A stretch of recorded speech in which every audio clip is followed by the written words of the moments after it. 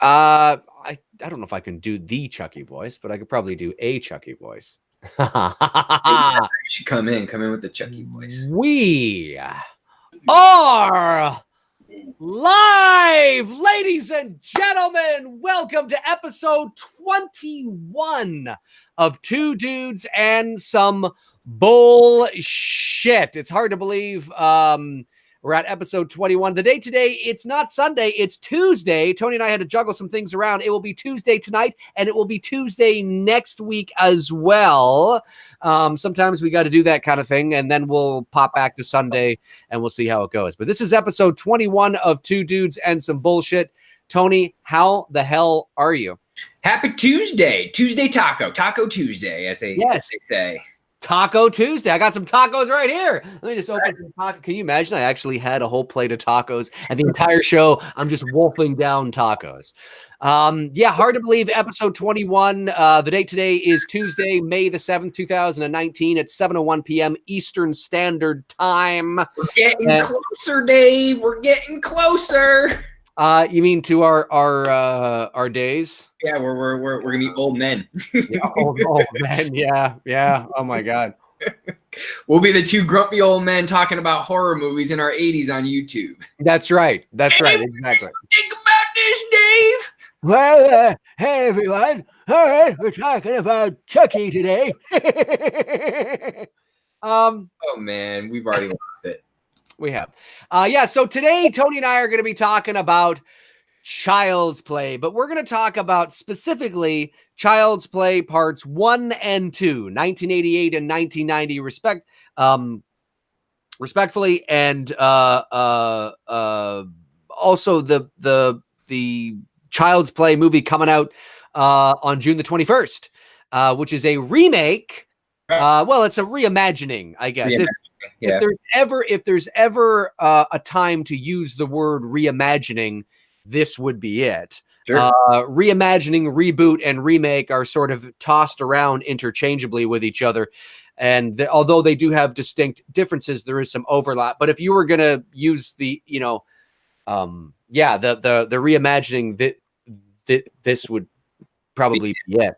But yeah, so Child's Play it is. And here is how I feel. Just a brief sort of thing on the series. I'm a fan of the first movie. I liked the second movie.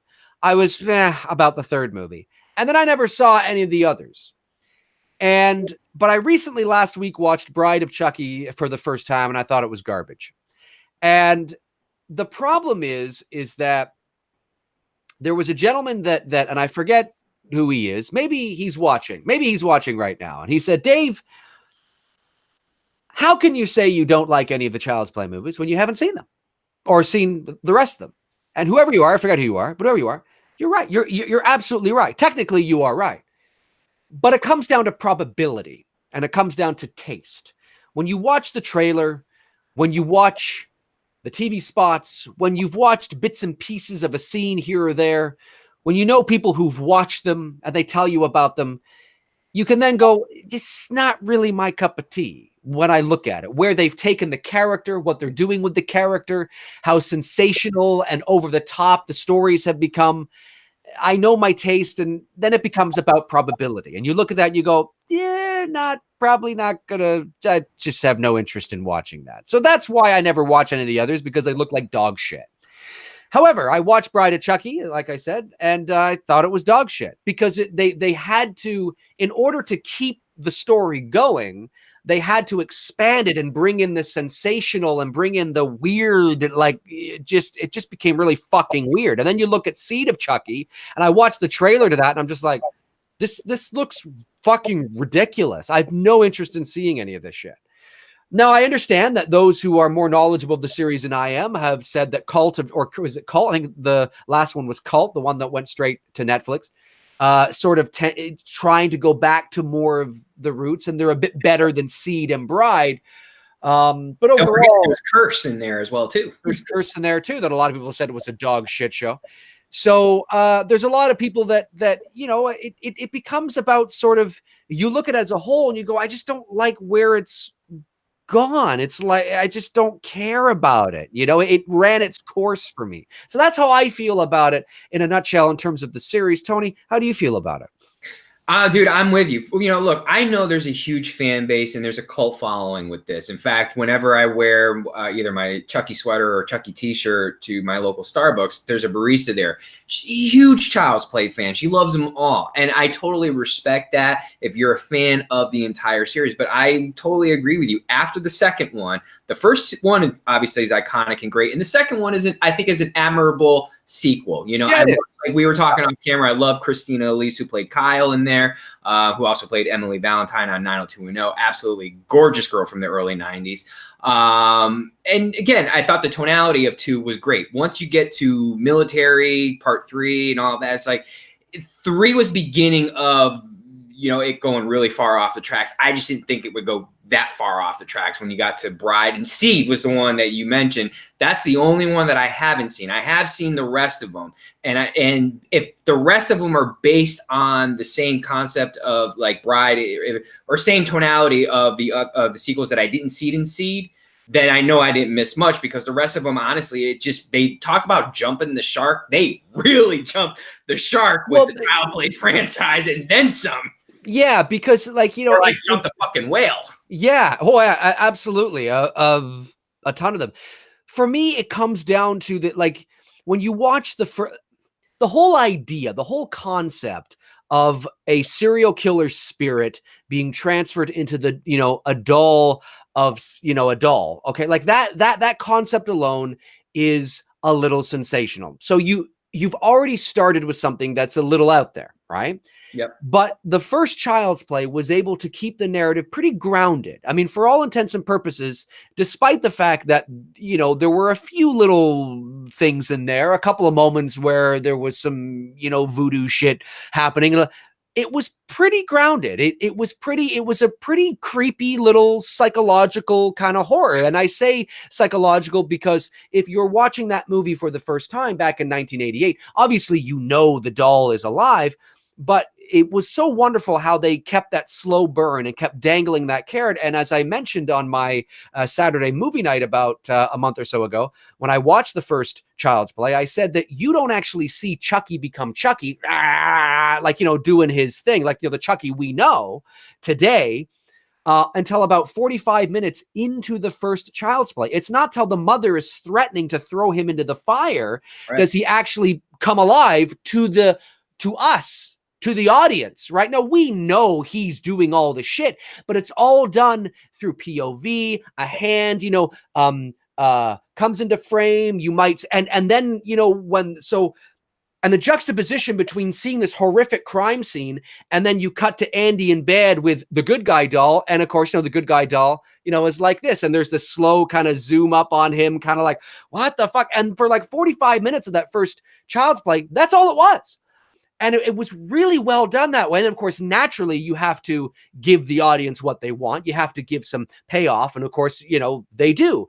The second Child's Play, of course, the cat's out of the bag. So you see Chucky very early on because there's no more buildup and anticipation. So you've already lost a bit of the suspense there.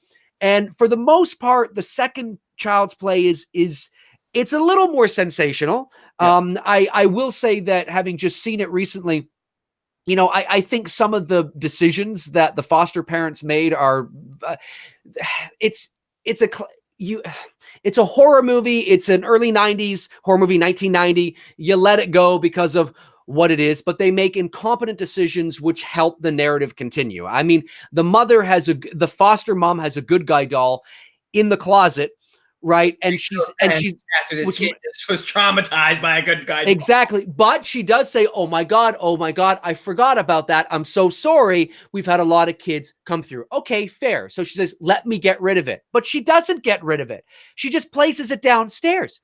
Well, I mean, I don't understand. And then the father doesn't get rid of it. He tosses it in the basement. Now, I get that if you were actually to get rid of it, the movie would end about half an hour into the movie. Sure. But it's those little things where I'm watching it in retrospect now as a 40-year-old man, as opposed to a 12-year-old kid who was obsessed with it, you know, and I watch it and I'm like, you know, some of the things are a little, okay, you know, but Well, I was just going to comment or follow up on, one of the things I noticed that I never noticed before, and it just could be my eyes, just, how they, no pun, developed over the years of doing photography, that the factory scene.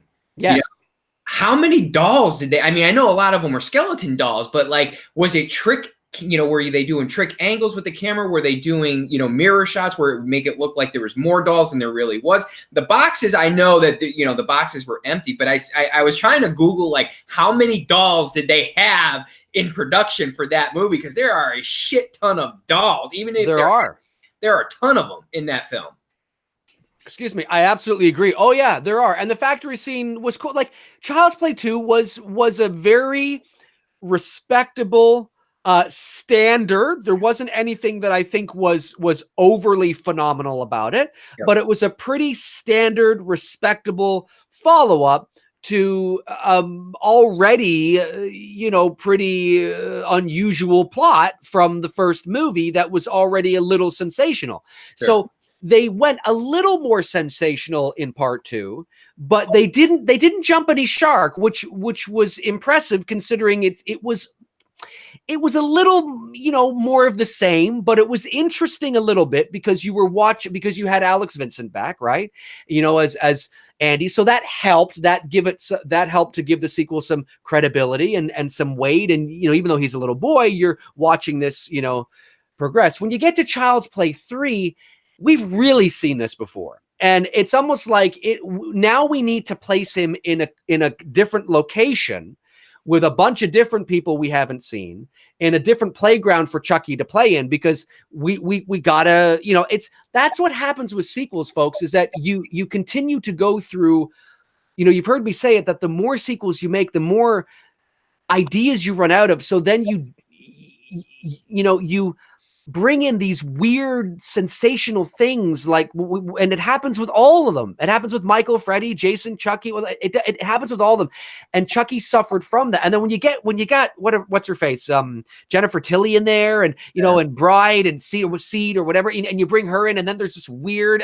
It's just so it becomes a fucking circus act. It's light years away from the eerie creepiness it was. And then you could say, well, Dave, they can't just make the same thing over and over again. That's right. That's why you should just fucking stop making them, because eventually you're going to run into this, and you're going to run into garbage. That's what happens.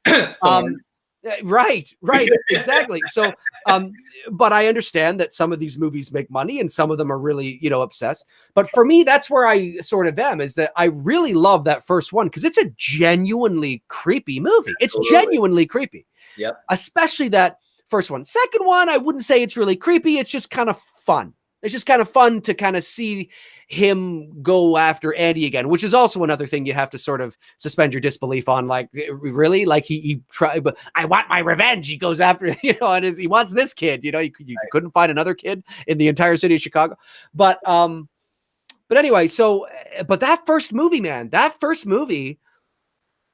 you seen it recently? Like, did you watch it? I just watched them over the weekend, both of them.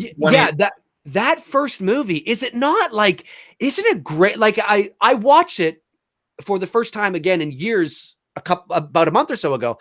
And I'm sitting there and I'm like, this is good. This is better than I remember it. Yeah. The practicals still hold up to this day. All the effects that these guys did with Chucky on there. Now I know that there was, what's the proper pronoun? Little person, right? Is that the proper pronoun that we use today? I don't know. I have no idea. Well, whatever, little person. That's what I know that they did have a little person, dressed as Chucky, built a bigger set around him. But the animatronics, as far as like on Chucky's face and whatnot, that the mask guys created, it still holds up to this day. In fact, I think it's even better than some of the stuff that they're doing to this day. And I'm being reserved on the 2019 stuff. We'll get to that here in a moment. And as far as, comparing the two of what we know of so far, what we've seen so far, I should say.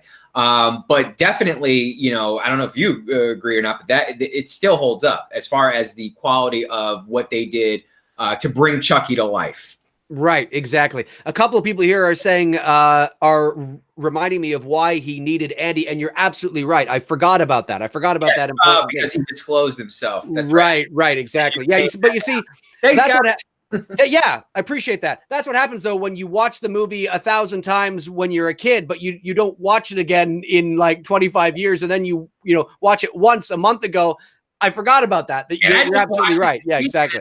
Forgot about it, because you're right. You just the little things like that you forget. Like, oh yeah, it's right. He has to because that's who he told to. That's right. Well, yeah, because Child's Play. Like I used to watch the first one and the second one. I mean, a lot when I was a kid, but then I stopped watching it for probably 20 years, and then I revisited it again recently. So yeah, that's right. I forgot, of course. So but that doesn't take away all my other points of the fact that by the third and fourth and fifth movie, it becomes a fucking circus act. And but you see, and sorry? I said a shit show, as Dave McRae would say. Well, it does, because the problem is it's inevitable, because the whole idea of a doll killing people in and of itself is sensational and hilarious, really, at its core. It's very easy. It's a fine line between the premise of Child's Play. You can take this way or you can take that way. It's comedy and horror, for those of you, is a very they're one of, I mean, there's a lot of fucking overlap there. So you can take something that's genuinely scary and turn it genuinely hilarious very quickly, and that's what they did with the series. But that first movie was pretty cool, and for those of you that haven't seen it in a long time, watch it again and look at how long it takes to get to actually revealing Chucky to the audience. Yeah. It's just fantastic. It reminds me of it almost like the first Child's Play almost plays out like this 90-minute Twilight Zone episode. Sure. Like it's very creepy, it's like, oh yeah, that Twilight Zone episode about the doll, you know what I mean? It's like, but it's like 90 minutes long, you know what I mean? And it's genuinely creepy. And the shit, like when Maggie, the babysitter, is sitting on the couch and, Chucky, that's great shit. That's great. That's great stuff. And the POV shot from his point of view, from his height, you know what I mean? And then there could have been a creative choice to reveal Chucky at that moment. Okay, we're going to kill Maggie. Let's reveal Chucky killing Maggie. And they don't. Yeah. They just show him pick up the hammer and hit him, her in the eye. Now, to be fair, that must have been quite a fucking hit, because she takes like 20 steps back through that thing. I always thought, even as a kid, that maybe she should have been a little closer to the window to make it a little more believable. But nonetheless, pretty cool stuff. That moment where you're talking about with Maggie falls out, like, yeah, because I agree with you, because I thought that when I saw that this weekend. I don't know if you watched wrestling at all, but like back in the Attitude Era with Stone Cold Steve Austin. Oh yeah, I watch it all the time. Okay, so you remember when Austin would give The Rock the stunner and The Rock would bounce up and do all this shit? Yes. Like, honestly, that's my reaction. I was like, wait, the way she got hit there, she's doing all this shit. She's like the fucking Rock. Yeah, she is. She got hit in the eye with a child hammer, a toy hammer. It's not like she got hit in the face with a gigantic real hammer. It was a real hammer, but it was a kid's hammer. Right. And she gets hit in the eye with that, and she goes, and smashes right through the window. Yeah. And I'm sitting there and I'm like, and again, watching it for the first time in years, like a month ago, I'm laughing. I'm not laughing because I think it's shitty. Like it works. It's fine. But I'm laughing because I'm like, oh my God, like maybe she should have been standing at the window, turned around, boom, and she just goes through it. Like she just one step and she's through it. That would have been like the whole 20 steps to the window. It's like, oh yeah, I got to get to the window. But that's good shit.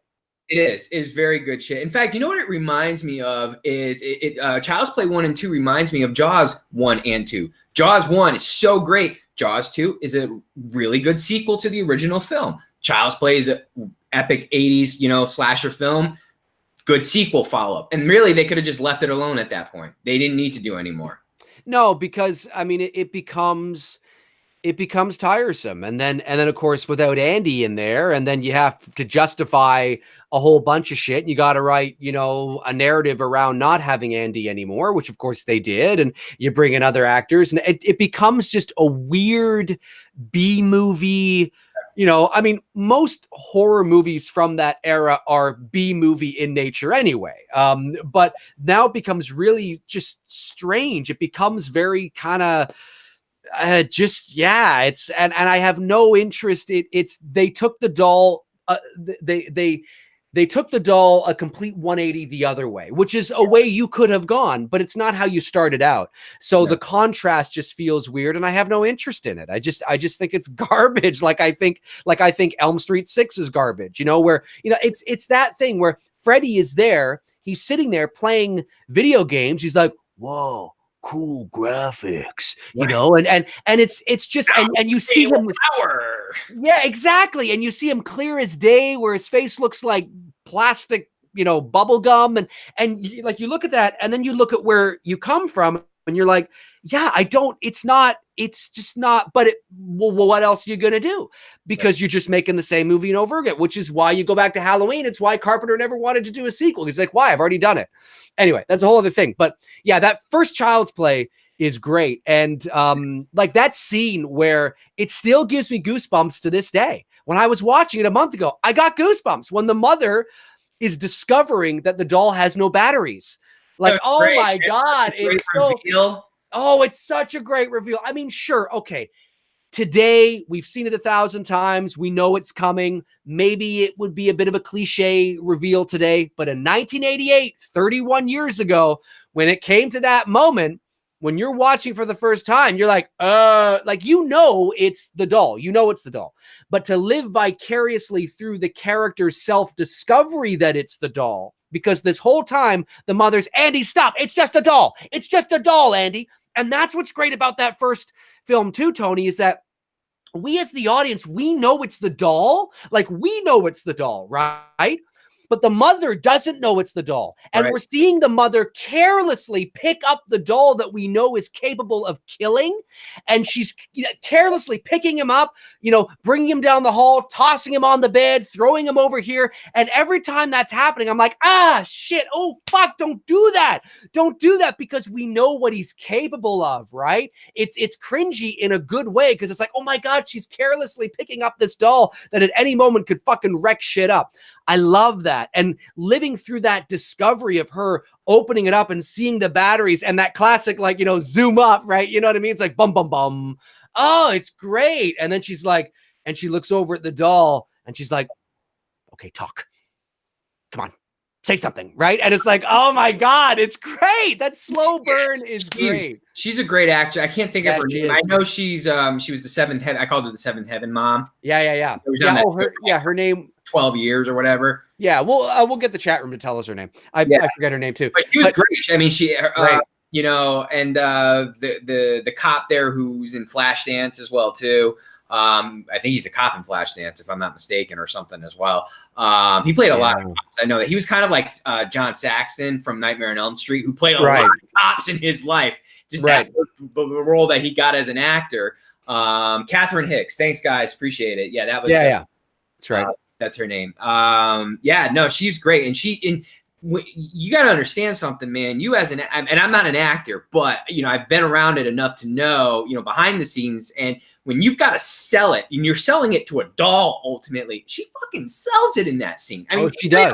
Sells it. She makes it believes like, look, man, my son is in fucking jeopardy here. Fucking talk, you little shit. What the fuck is going on? Yeah, it's exactly. Like she's walking that fine line. Like, she doesn't totally believe it. You know what I mean? But she sort of kind of believes it at the same time, because shit's just not adding up. And Catherine Hicks totally fucking sells that. Oh, she does. She does. There's only one moment in that movie that is unintentionally funny to me from Catherine Hicks. It wasn't meant to be funny, and it doesn't ruin anything. I just think it's funny the way it sounds. I thought it was funny 30 years ago when I watched the movie, and I still think it's funny today, is when they're outside and the cop is like, "Where are you going?" And she's like, "To find Chucky." And when she says it, I still laugh to this day, because it's just the way she's like, "Where are you going?" "To find Chucky."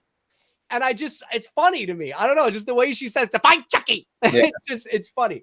But yeah, great performances, easy to follow, easy story to follow. The sensational and the voodoo aspect doesn't overtake the story where it becomes really weird and strange. You buy it, you buy the premise, and you buy it because everything else around it feels grounded in reality. You buy that this is actually happening. It's plausible. It feels legit, and that slow burn and that tension and suspense that's built through that movie, that waiting to reveal Chucky to the audience is just, it's great. It's just fucking great. I mean, obviously, I'm sure if I sat there with the directors and be like, you obviously took a cue from Jaws, because it literally parallels it in the fact that you don't see the shark until about the end of the film. Yeah, well, it became known as the Jaws effect, right? I mean, there were a lot of movies that were sort of trying to do that. The important thing is that when now, it's not that effect was because of Jaws. No, and I don't want people to misunderstand that either. Yeah. Just, like Dave said, it's the effect that Jaws pretty much started all that. Well, it didn't because Jaws sort of put it into the pop culture because of the phenom that Jaws was, in terms of becoming the first movie to cross $100 million at the box office, become the highest at the time grossing movie in motion picture history. It started the summer, blockbuster thing. So Jaws entered the pop culture consciousness, and the story of how to make, or of the making of Jaws, also entered the pop culture consciousness. And then of course, you find out that the shark wasn't working, and that's why they had to do it that way. And so that the Jaws effect, but Hitchcock and I mean, he was doing that shit years and years ago before Jaws, because that was the way you told stories, was the suspense and the build up and the imagination and what you think you see, what you think you hear, from the beginning of my shows. So, but what's so great is if you're going to do that, you have to have, if you're going to consciously do it, Spielberg had to do it because the shark wasn't working and it worked in his favor. But if you're writing a script where you consciously want to do that, that's your goal, you better make sure that your characters are interesting and well developed, that when the exciting shit is not on screen, stuff doesn't feel boring because we're so invested in these characters. Yeah. And Andy and his mom, again, it's a horror movie. It doesn't have to be fucking Shakespeare, but they were interesting and, played well enough that we cared for them.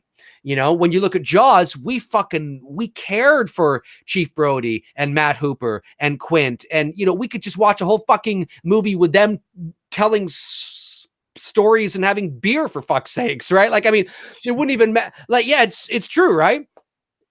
So it's the kind of thing where, like, it works, I was going off on a tangent there. I was going to say, but you take Godzilla from 2014, where they tried to do that. It didn't work. It didn't work because the characters were fucking shitty. Yeah. And nobody was invested emotionally in the characters, so nobody cared about the characters. So you're totally invested with Andy, his mom, and whatnot. So absolutely likable characters that you want to protect Andy. You don't want to see shit happen to him. Andy's that young kid who kind of looks like the outcast, the outsider, doesn't have many friends. Chucky becomes his friend. So when you get to that point and the shit starts going down, and you're like you said, no pun, pulling your hair out, Mom, he's telling the truth. The dog's alive, and you want Mom to believe him.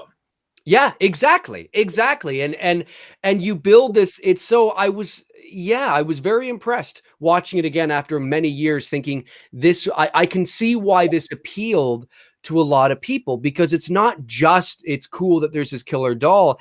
It's set up for the first 45 minutes of that movie. It's a suspense thriller, and it's set up in a like, again, I know, it's the doll, but it's that dangling that carrot and not seeing Chucky come to life. Like the Chucky we know now, you didn't fucking see that shit for half of that movie. It's like an 88-minute movie. So for half of that movie, you don't even fucking see him. I mean, you see him all like, happy as the good guy doll, but you don't see, Charles Lee Ray Chucky. Right. And it's impressive. It's really well done. Now, when you get to the sequel, I mean, Don Mancini wrote that film as well. And it was fine. It was fine. I mean, obviously, I assume Catherine Hicks probably didn't want to come back for a sequel. No. That is my guess of why she didn't return, because I don't think, I think the whole idea of her being in a mental institution, or you know whatever it is, and Andy have to go, I think you could easily have had Catherine back and them moving on with their lives, and then but Chucky's back as well. So I think he probably had to write that because Catherine did not want to return. And I thought the sequel was okay. I thought it was fine. It was, like you said, Tony, a decent return. What were some of your moments you enjoyed about it? With Child's Play 2, like, you know, again, like you, Child's Play 1 and 2, we watched that a lot as kids growing up, you know, especially in the late 80s, early 90s, especially the second one. I remember me and my friends really watched that one a lot, and probably Christina Elise had a lot to do with it. You know, because by then you and I are about becoming teenage boys. Yeah. You know, and I just thought it was an all-around solid sequel. I thought the tonality, they kept the same tone of the original film. They, you know, that's the one thing, as you don't need to be a photographer or cinematographer to know this, but you just watch movies in general, you'll notice, which is what I really like about Marvel's cinematic universe. The tonality that they've been able to keep the same for 22 fucking films has been fucking pretty impressive, because you watch Halloween to Halloween Resurrection, it like fucking looks like completely different franchise. You know, they don't keep the same tone of the original film. Same thing with Nightmare, well, Friday sort of, until you get to Manhattan. You know, they did sort of keep that same tone ish. You got to kind of pick out your parts through the series. But you understand what I'm saying? Because like with Child's Play, the tone just totally fucking, from 3 on, it just forget about it. It doesn't have that same feel and same present. Like, yes, I'm watching a Child's Play movie. So that's what I really liked. And that's fucking hard to do. You know, it's very hard to do, to capture. That's what I like about Friday 1 and Friday 2. It almost feels like one long film, because it almost looks like, it really does look like it's at the same fucking spot.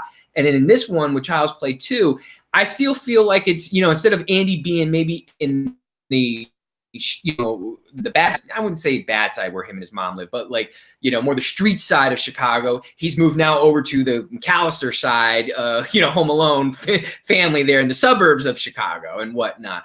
And you know, some of the city scenes, it felt the same, and that's really hard to do. And that I was in rewatching it this week, and now watching it as a 40-year-old man with, you know, X amount of years of photography behind me now, I'm seeing that and I'm picking up on that. And I thought they did a really good job with that. Yeah, I agree. Halloween 1 and 2 have the same feel. Yes, I do agree on that. I saw that. Yeah, well, a big part of that has to do with Dean Cundy, because he was the DP on both. But yeah, I agree. I think it's Child's Play 2. When I watched it, I picked up on that. It definitely feels, the tone, the aesthetic feels very similar to the first one, just sort of the next chapter in the story. Now the suspense is gone. It's totally. That's the only downfall. That's the only downfall of Child's Play 2. And of course, what eventually happens to a lot of sequels. But certainly in Child's Play, the suspense, there's not a lot of suspense in that movie. Genuine suspense. Right. There's some cool moments, you know, like, how's it hanging, Phil? You know, and I mean, that's, you know, that's funny. It's funny. It's funny. And you know, the animatronic looks good, and the other thing I noticed too, they really, you know, as far as sequels go, they really kept close to the original Chucky in the look and the animatronics, and that wasn't animation, but practical effects that they were doing. And again, you know, hats off to the guys, you know, for keeping it as close to what we saw in the first film, and that's again hard to do. Yeah, absolutely. And you know, I remember when I popped in Child's Play 2, because I'd forgotten, how are they justifying that he's still alive? Like, I was trying, because, you know, he's burned in the first one, and, you know, to a crisp. And of course, during the opening credit sequence, that is revealed how, and I'm kind of like, okay, all right, you know, okay. And of course he makes his way back to Andy, and the thing unfolds, but it's Yeah, it's fine. I mean, a big part of that is having the character of Andy there, and having Catherine Hicks there, I think would have definitely have helped. Okay, Andy's in the foster. I have to admit, I'm not as big of a fan of the, and I think I remember this before too. It's not that I don't like it, but I found that maybe I found the ending with the warehouse. I don't know. There's something. It's fine. Well, you know, there's two endings, right? There's the ending that you get on VHS that I have on VHS and on digital. And then you have the TV ending, which is totally fucking different. You actually see Kyle and Andy talking to each other. The line that, you know, when you see them walking out of the warehouse, you actually see that exchange. And then there's a couple more lines, and then it goes back into the warehouse, and then the machine, picks up from the goob where Chucky is, Chucky's head, and it's being remolded. And then all of a sudden, it's like the opening sequence to 3. You see right. Chucky, begin to like do like a little bit of a, like a smiley face, or he starts to smile or something. You see the face move or whatever. That is, if you watch Child's Play 2 on TV, that is the ending for Child's Play 2, which is, I guess, sort of half part the opening of Child's Play 3. And then, like I said, you see that dialogue between Kyle and Andy. So there is two different endings. Interesting. I did not know that. But I fascinating. I'm talking about the scene, like the entire warehouse scene at all. I like it, and I liked it more that I watched it. But it almost feels, I don't know. It just feels like it goes on a little too long. I think maybe it just feels a little drawn out a little bit. But that's me. That's how I feel about it. I found the stuff at the house a little more interesting. But I don't not like the warehouse stuff. I mean, it's fun. It's fun, but it just seemed to go on a lot. And maybe it's because maybe it took a while for the security guard to even know shit was going down, and then maybe if he had intervened a little earlier, maybe if he had, talked to them and saw the kids, and maybe if there was a little more stuff, it just seemed a little long for Andy and Kyle to be running around a warehouse. Nobody knows they're there in a warehouse that size. It just feels like maybe somebody should have intervened at some point. Maybe another character should have come in at some point, got killed. It just seemed a little long. But nonetheless, I mean, it is what it is. And yeah, I think as far as the Child's Play sequels go, I think it's the best one, because it follows directly sort of in line. It's a continuation of that story, but there's a lot of shit in Child's Play 2 that you have to suspend your disbelief on to buy that this is happening. I mean, listen, if things like I said, the foster mom doesn't get rid of Tommy, hi, I'm Tommy, and doesn't get rid of that doll. She lets it sit so Chucky can come in, get it, and bury it in the backyard. As soon as you saw that, oh my goodness, I forgot, Andy, I'm so sorry. You'd go into the closet, you'd take it like she did, and she even says, I'm paraphrasing, but I think she even says, I'll get rid of it. I don't think she says, I'll put this away downstairs in a closet. No, you would get rid of it. You have no need to have it in your house, or you'd put it in the trunk of your car, or you know what I mean? And I understand why she didn't, because obviously you need Chucky to come in and, swap places. I get it. But I just think what an absolute, for foster parents who are supposed to be vetted and responsible and, all these, what an absolute incompetent decision to make.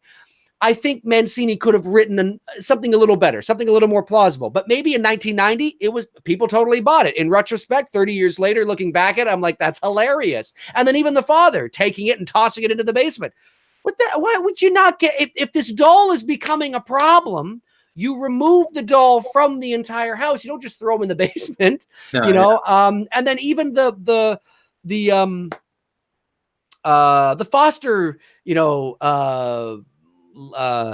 lady as well. And the certain decisions that were being made, I was kind of like, yeah, I don't know. It just seems a little, you got to suspend your disbelief a little bit.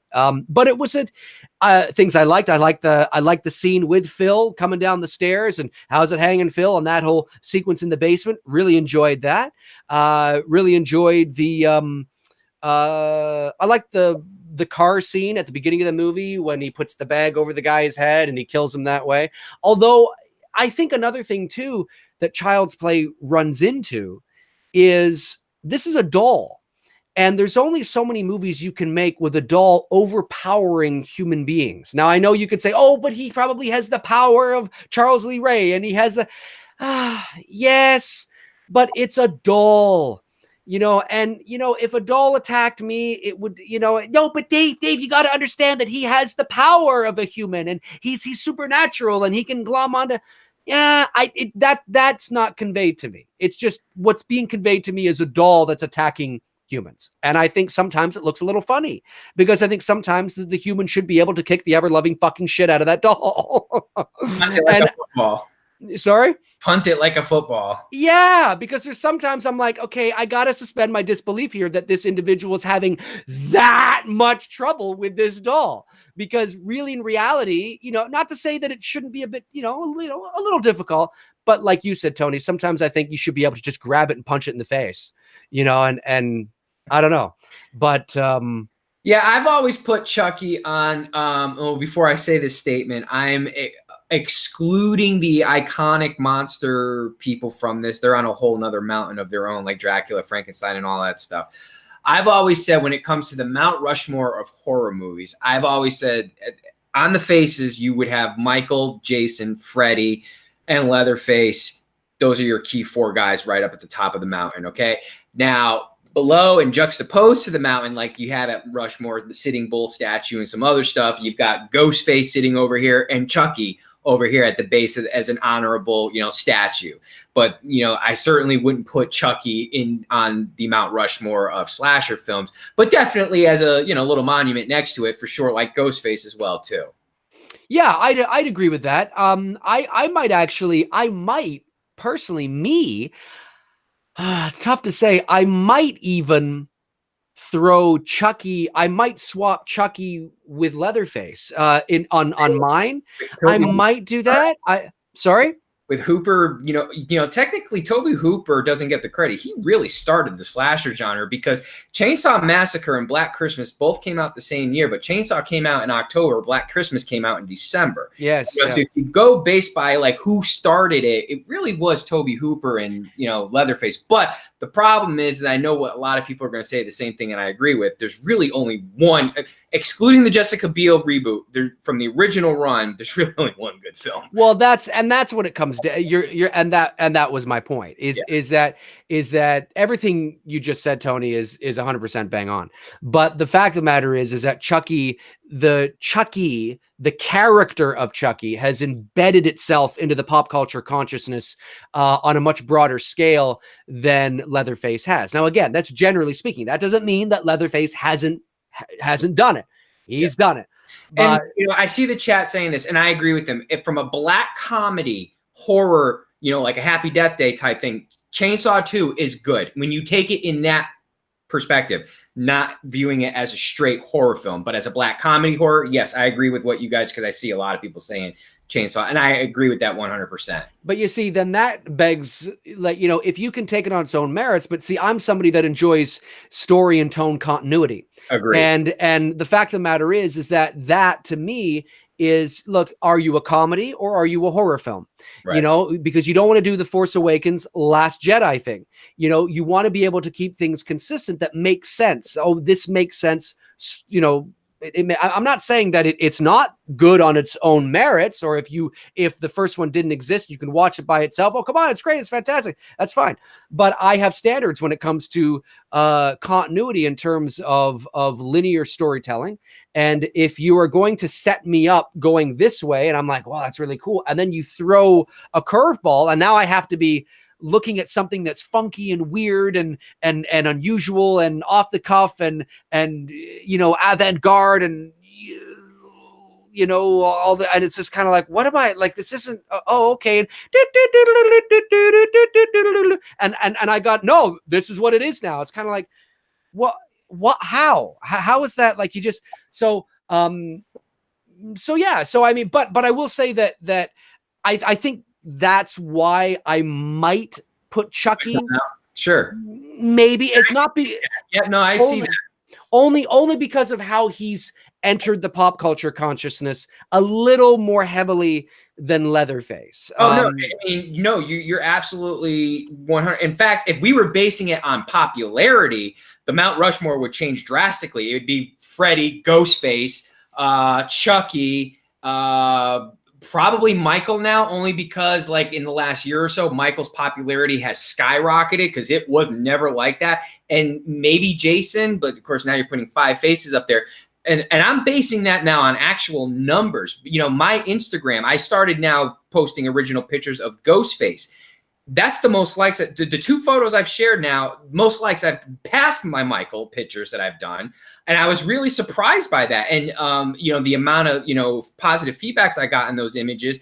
And Ghostface is still a very popular figure in pop culture. So yes, what you're saying there with Chucky and switching it out, 100% agree on that if we're basing it by the lexicon of pop culture. Absolutely. There's many different ways that you could there's many different variables and factors that you could use to distinguish who winds up on a Mount Rushmore of horror of you know, what would be perceived as modern, even though they're not modern anymore, but modern slasher horror characters in that regard. Now, but yeah, in terms of the rest of the series, it doesn't interest me. It's, you know, can I say I don't like them for absolute 100% certainty? No, I can't say that, but it's about probability. It's when you go to the doctor and the doctor examines you and he finds a bump and you're worried that it might be cancer. And he looks at the bump, and because he has training and because he understands certain things, he looks at that and he's certain that, you know, it's not, it's a cyst. Are you sure it's not cancer? Well, yes, you know, but you didn't examine it. You didn't open it up. You didn't take an x-ray. Well, it's about probability, right? Well, based on this, that, and the other, that is probably what it's going to be. There's a 98% chance that it's a cyst, you know? So, I mean, so chances are it's a cyst. So when I look at something like that, I know my taste, I know my flavor, I know what I enjoy. I know what I enjoyed about the first one that's no longer in any of the others.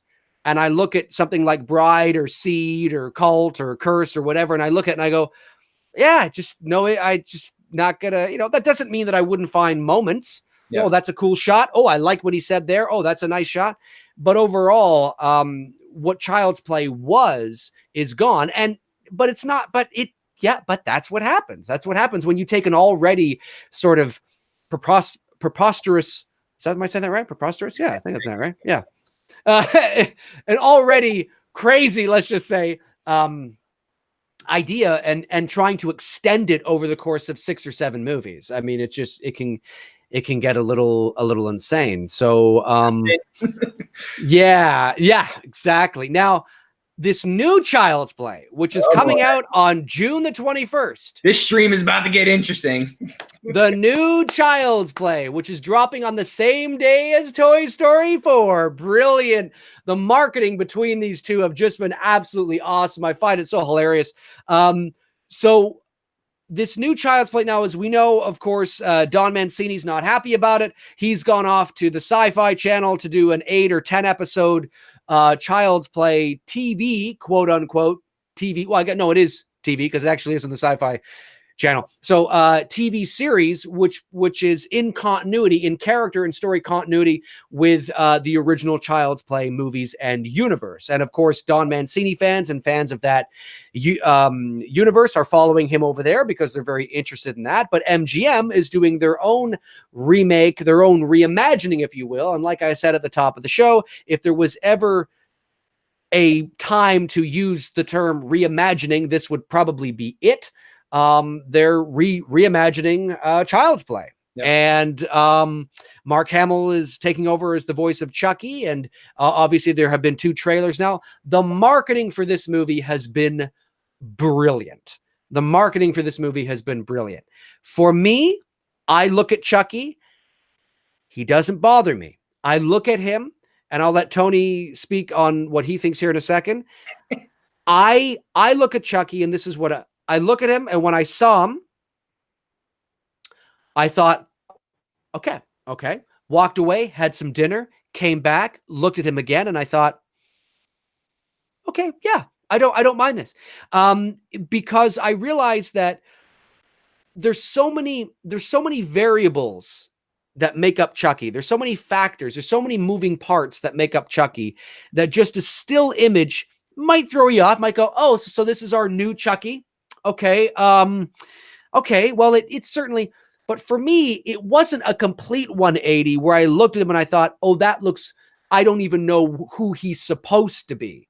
Like I look at him and I'm like, okay, I get who he's supposed to be. But for me to make a final judgment on whether or not this new look of Chucky or this new Chucky's going to work, I have to see Chucky moving through the space. I have to see how the light falls on him. I have to see how Mark Hamill's voice looks placed up against what we're looking at. He apparently he's 80% animatronic, 20% CGI. Of course, they're going to animate his lips and his eyes to help complement what's already there. I have to see how that blends in. How does all that work together with Mark Hamill's performance with this new Chucky? Because then when I walk away from the movie, I might be like, oh, okay, well, at first I was going, but wow, everything working and firing on all cylinders. I'm like, that was kind of creepy.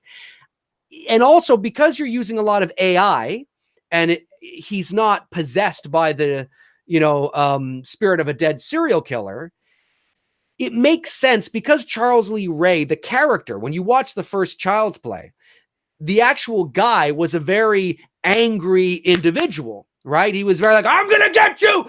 You're not going to forget this, right? He's that kind of guy. So Sure. It makes sense that carries over into what we see in Chucky.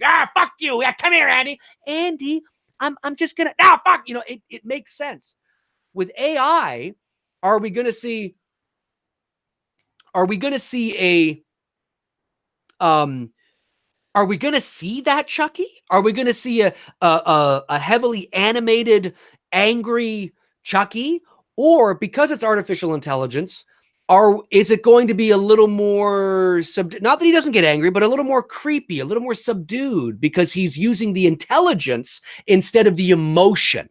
You see, instead of the emotion fueling the motive and the anger, it's the intellect, it's the intelligence, it's the AI that's been programmed, that's gone awry. At least as far as we know, that's sort of probably what it's going to be. So anyway, that's how I think he looks okay. And I'm waiting to kind of see how it all fires together. Tony, what do you think?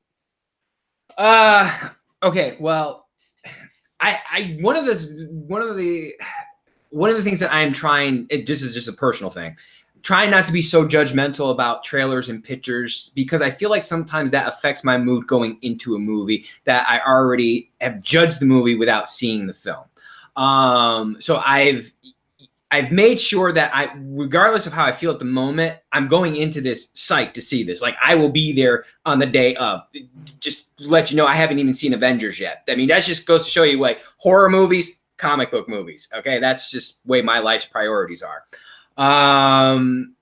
The first poster I told you, I felt like he should have been holding a Starbucks latte in his hand because he looked too polished. The hair was too coiffed. It was too sheen. It was too perfect. I was hoping, I love the dark shadow contrast, the split lighting. I thought it's great. Well executed, well done. I just thought it was a little bit too clean. The 421, that grew on me. I know I texted you about that. I was like, I don't know how I feel about this, but then I was like, no, you know what? I actually like that. I like the humor that they're going with. The fucking Woody promo picture, Woody from Toy Story, that was fucking great. I loved that one. That was like fucking genius. Genius. Right off the ball with that one. Did you see the Toy Story one with Woody?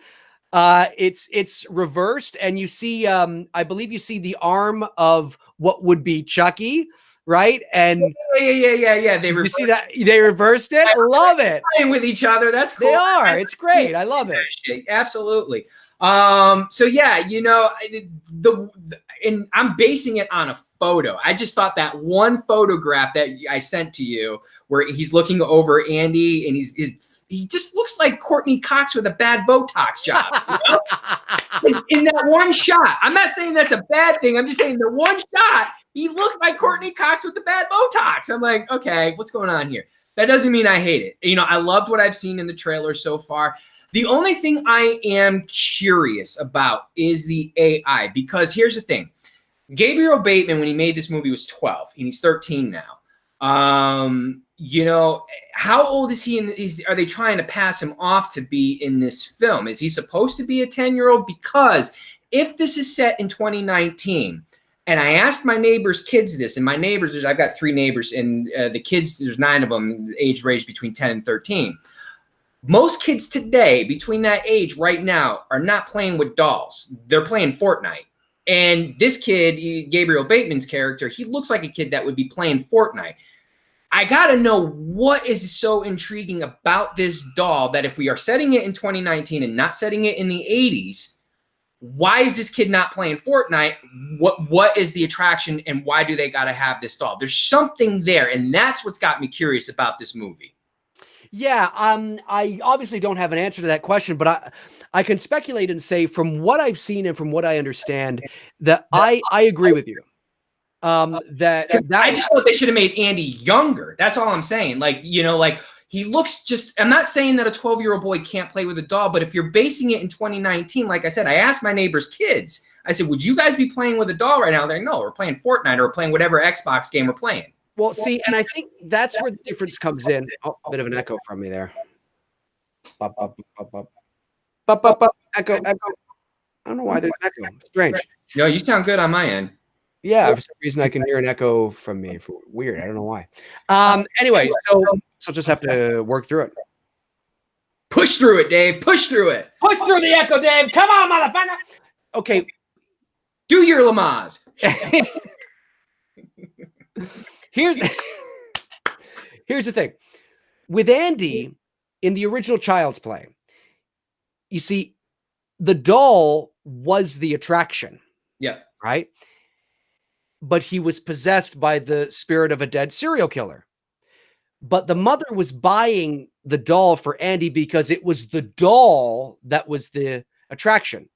In this new Child's Play, I agree with you. When I first saw how big Andy was months ago, I remember thinking, a kid that age doesn't look like he'd be playing with dolls. Right. Then more information came out about, well, this isn't a Chucky that's going to be possessed by the spirit of a dead serial killer, as far as we know, unless they pull the rug right from, out from under, and there's a big, twist. But as far as we know, we know so far is that they're utilizing a lot of today's technology in terms of artificial intelligence and what the doll can do. So the doll isn't the attraction. It's what the doll can do that becomes the attraction. And that's why I'm reserving my judgment and saying, well, they're not telling us what that hook is and why a kid who appears to be 12 to 13 years old in this film is going to be playing with a doll versus to playing Fortnite or riding his electric skateboard.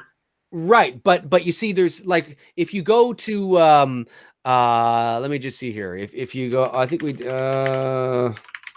me just see. I just wanted to, wait, don't just before you say anything, like I haven't read anything. I'm trying to go into this with like not knowing as much as possible as far as like what Chucky's capabilities are. Okay.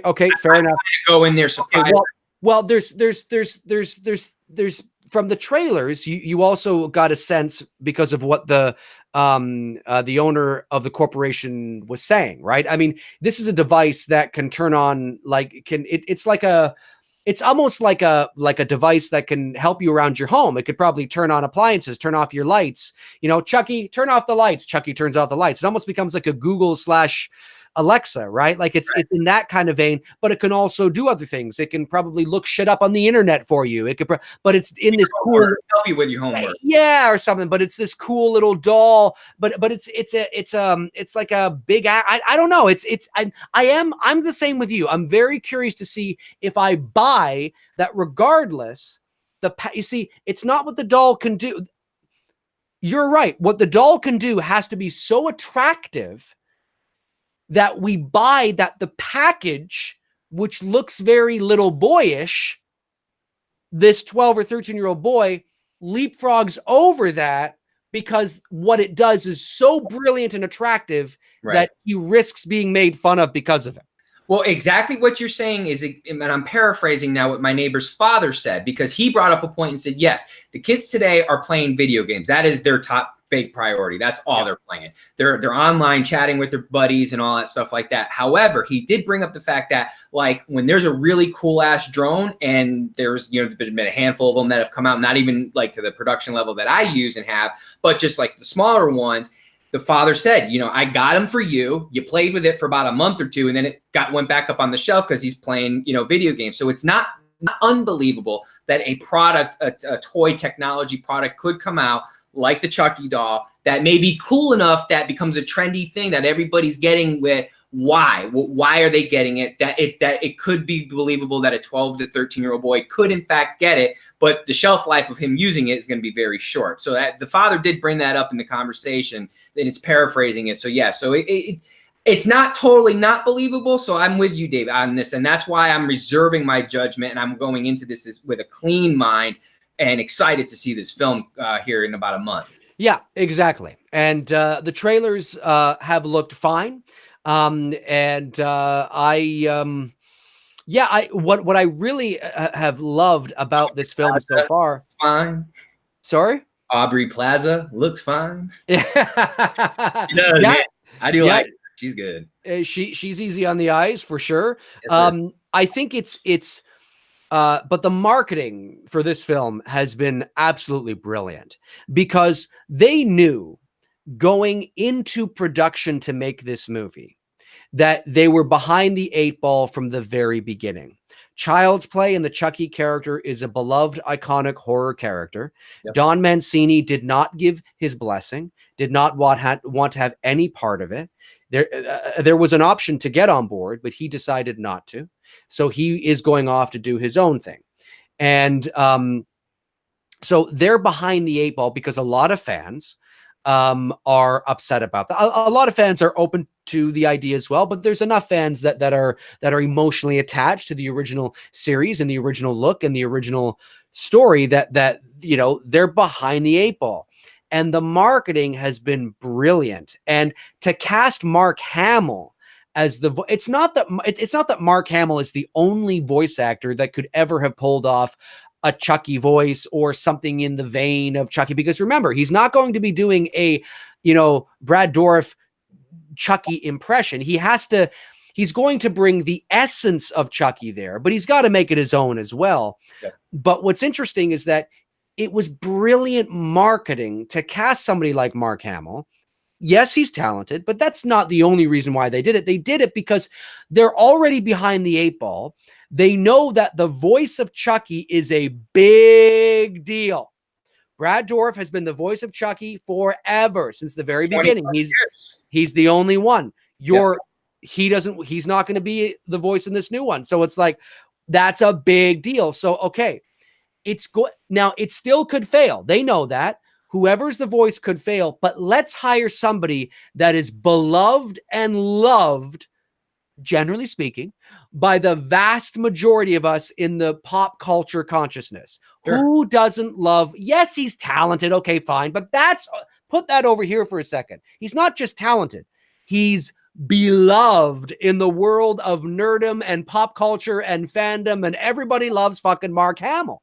Oh, I love him as the Joker, man. He's freaking phenomenal. Right, but he's just a great guy, and everybody loves him as Luke Skywalker, and everybody loves Mark Hamill. So it's a brilliant marketing move to cast him, because then there are those that are skeptical and those that are unsure about this new Child's Play movie, and those that are a little, who are they going to cast this? They don't cast somebody who's like, somebody who's relatively unknown to the broader sort of pop culture movie going, consciousness. They don't cast a voice actor like that. Somebody named, Jim Smith.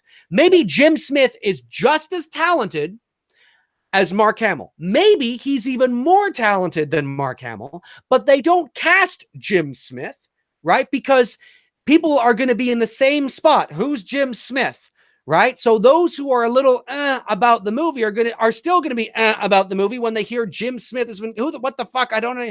Even though he may knock it out of the park. What do? They hire a name, because they know that that's going to get everybody who's like, I don't want this fucking new Brad Dourif's my Chucky. They hear that Mark Hamill is going to be the new voice.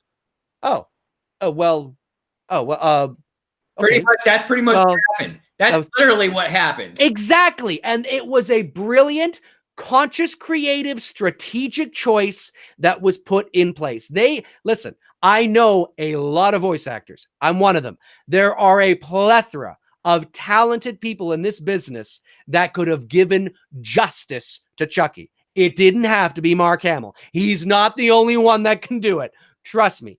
But he is a big name in the world of fandom, in the niche area that horror is in. Horror is a niche area, and he is a big name in that area. It was a brilliant marketing move, and that was, if not the primary reason why they did it. So as soon as I found out that, I thought, wow, that's great.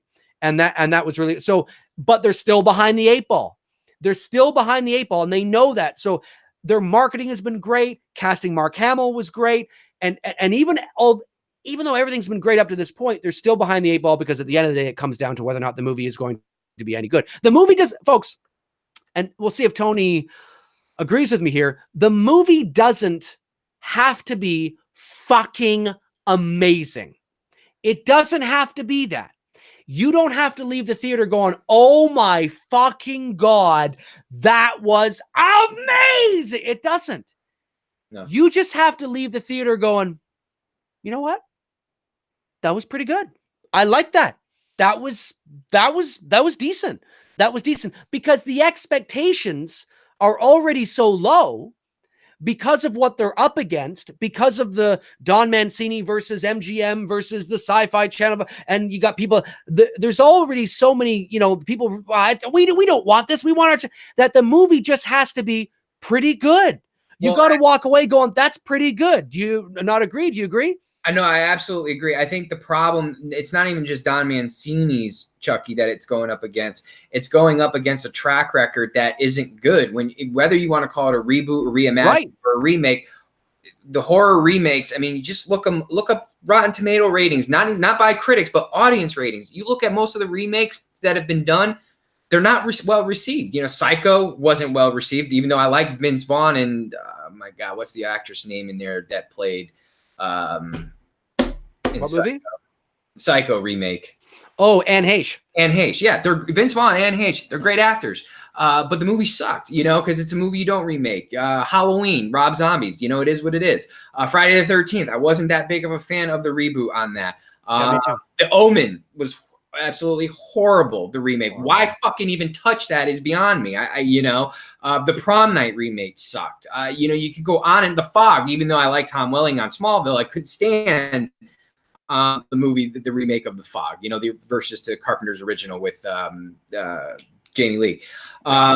So that's really the history of these remakes have not been good. Then you get, the one that people argue, Texas Chainsaw Massacre with Jessica Biel. Yes, I agree. That was a really well done remake. But on the on the grand scale, I can't freaking talk tonight. On the grand scale, I think you guys know what I was starting to say. On the grand scale of all the remakes that have been done versus the original, it's very, very, very. The Fly, with Jeff Goldblum was good. Chainsaw was good. Okay, what else? I mean, Halloween Rob Zombies was okay at best. I mean, I'm giving it an okay, but it wasn't great. Yeah, and you know what? I mean, it comes down to, subjectivity. What I hate, you may not. What you hate, I may not. And then we might hate things together, might like things, together. But again, it talks about the generally speaking, the average, and I remind people of Carpenter's quote. Carpenter said, and I paraphrase this, but it's something I happen to agree with. It's something that I've agreed with even long before that I heard him say it, but he's absolutely right. Most horror movies suck. Most do. Most horror movies are garbage. They really are. When we talk about the averages, when you get all the horror movies that have ever been made in motion picture history, most of them are fucking garbage. And then you have some that are pretty good, and then you have even less that are really good, and then you have a select few that are amazing, right? A select few that are amazing, that the vast majority of people would agree and look at each other and go, that was amazing, right? But most horror movies are garbage, and there's a variety of reasons for that. But you're right, just the sheer fact that you're making a horror movie, you're already behind the 8 ball.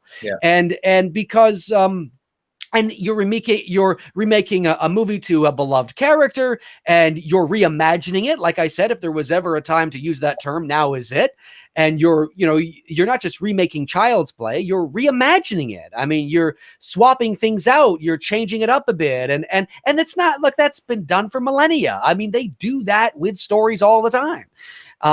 But I'm interested in it because I'm interested in it because of it. The trailers look like they're keeping true to the foundation.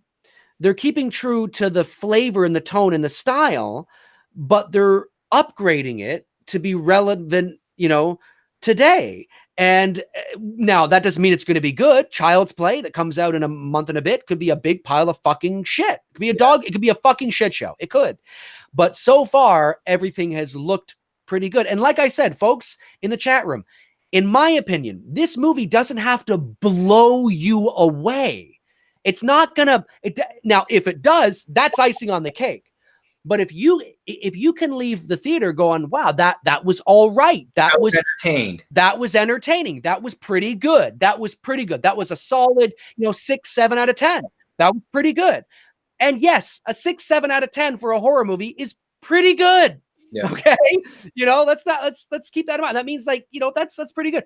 That's all it needs to be. That's all it needs to be. If it's a 2 out of 10, okay, that's a problem. But if it's a 6, 7 out of 10 for a Child's Play remake, that's pretty good. And that's where my expectations are, is that it just needs to be that. If you go in needing it, no, Dave, I need it to be fucking amazing. I need it to be amazing. Well, good luck. I'd hate to be sitting beside you in the theater. But then again, we live in a world where we just have two extremes. I mean, we live in a world where people think that if you give an 8 out of 10 to a movie, oh, you didn't like it? What happened? It's like,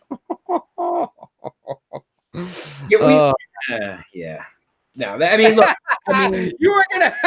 I was gonna say something about my man. I'm not even gonna open up that, but no, I mean, look, and it's like I said, you've got The Fly, you've got the Jeff Goldblum's Fly, you've got Chainsaw Massacre, and you've got some others that have been sprinkled in there, throughout, cinema history that have been decent, like The Crazies, Romero's The Crazies. Exactly. The remake on that was solid. I mean, I personally I like the original, but the remake of Dawn of the Dead. Dawn of the Dead, yeah, exactly. Night of the Living Dead was, I think, in the 90s, right? Didn't they remake that? They did, but I wasn't a big fan of that. I still prefer the 16 original. I absolutely prefer the original. No, so I'm not saying that remakes are, off the table. No, absolutely not. Because like I said, if done right, if properly done, you will get a solid, good, sometimes even the remake might, personally, The Thing.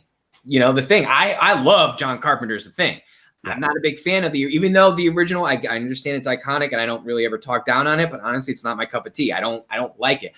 I prefer Carpenter's version of The Thing. So I totally agree, and the fact that remakes, if done well, can be good. It can be entertaining. Look, and not like you were saying too, my reaction to watching Halloween was not the same to watching Child's Play. When I'm watching Halloween, it's like what you said. This was fucking badass. When I watch Chucky, I'm like, this was fucking fun. And that's what I want to walk out of the theater feeling like, you know what? This was a good time, man. Yes, exactly. You just need to leave going, you know what?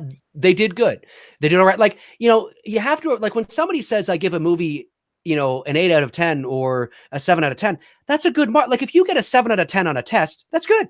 That's good. If you get an 8 out of 10 on a test, that's good. That's 80%, folks. If Rotten Tomatoes gives 70% on a movie or 70, that means 7 out of every 10 people gave it a positive score. That's amazing. Yep. Like, really at the end of the day, anything 60% and above is good. I mean, some are going to be better than others, some because they're better movies. But if you can land a 60 and above on Rotten Tomatoes, that's great. That's solid. It's solid. It's solid, and so I just think I just want people to have realistic expectations that if you need this Child's Play to be unbelievable, you're setting yourself up just based on probability, because most horror movies suck. Based on that alone, you're setting yourself up for failure just based on statistics. So why don't you just, pull it back and say, all right, you know what? If I can leave going, that was pretty good. I enjoyed that. Then maybe that'll get around to people. Be like, hey, you know what? It was not bad. Check it out. It was kind of fun. And more people check it out. And maybe it makes its, budget back and a little bit of money. And if it's really successful, maybe they'll do something else with it and they'll do some more. And, but yeah, that's where my expectations are. It's just something that's just decent. It's just fun. I enjoyed that. I'm with you, man. I can't wait for it to get here. I think I created a meme the other day on same what I just said here a few moments ago. A meme on there's a guy sleeping. This is me when Avengers comes out, and he's just laying on the couch sleeping. And then I took a picture of. Oh yeah, that's right. You yeah, I took a picture of Tom Hanks who was playing Forrest Gump and he's running. This is me when Annabelle and Child's Play comes out in the theater. I'm running to the fucking theaters. I just want to say, Nathan Oswald sent in a super chat. Thank you, Nathan. Really appreciate it. Just a reminder, remember not to send in any super chats until we move over to the Q&A portion of the show. That's just because I don't want to miss anything, and I nearly missed your super chat. So anyway, but you quickly said, if the remake sucks, we still have the originals. If it's great, then we have another great Child's Play movie.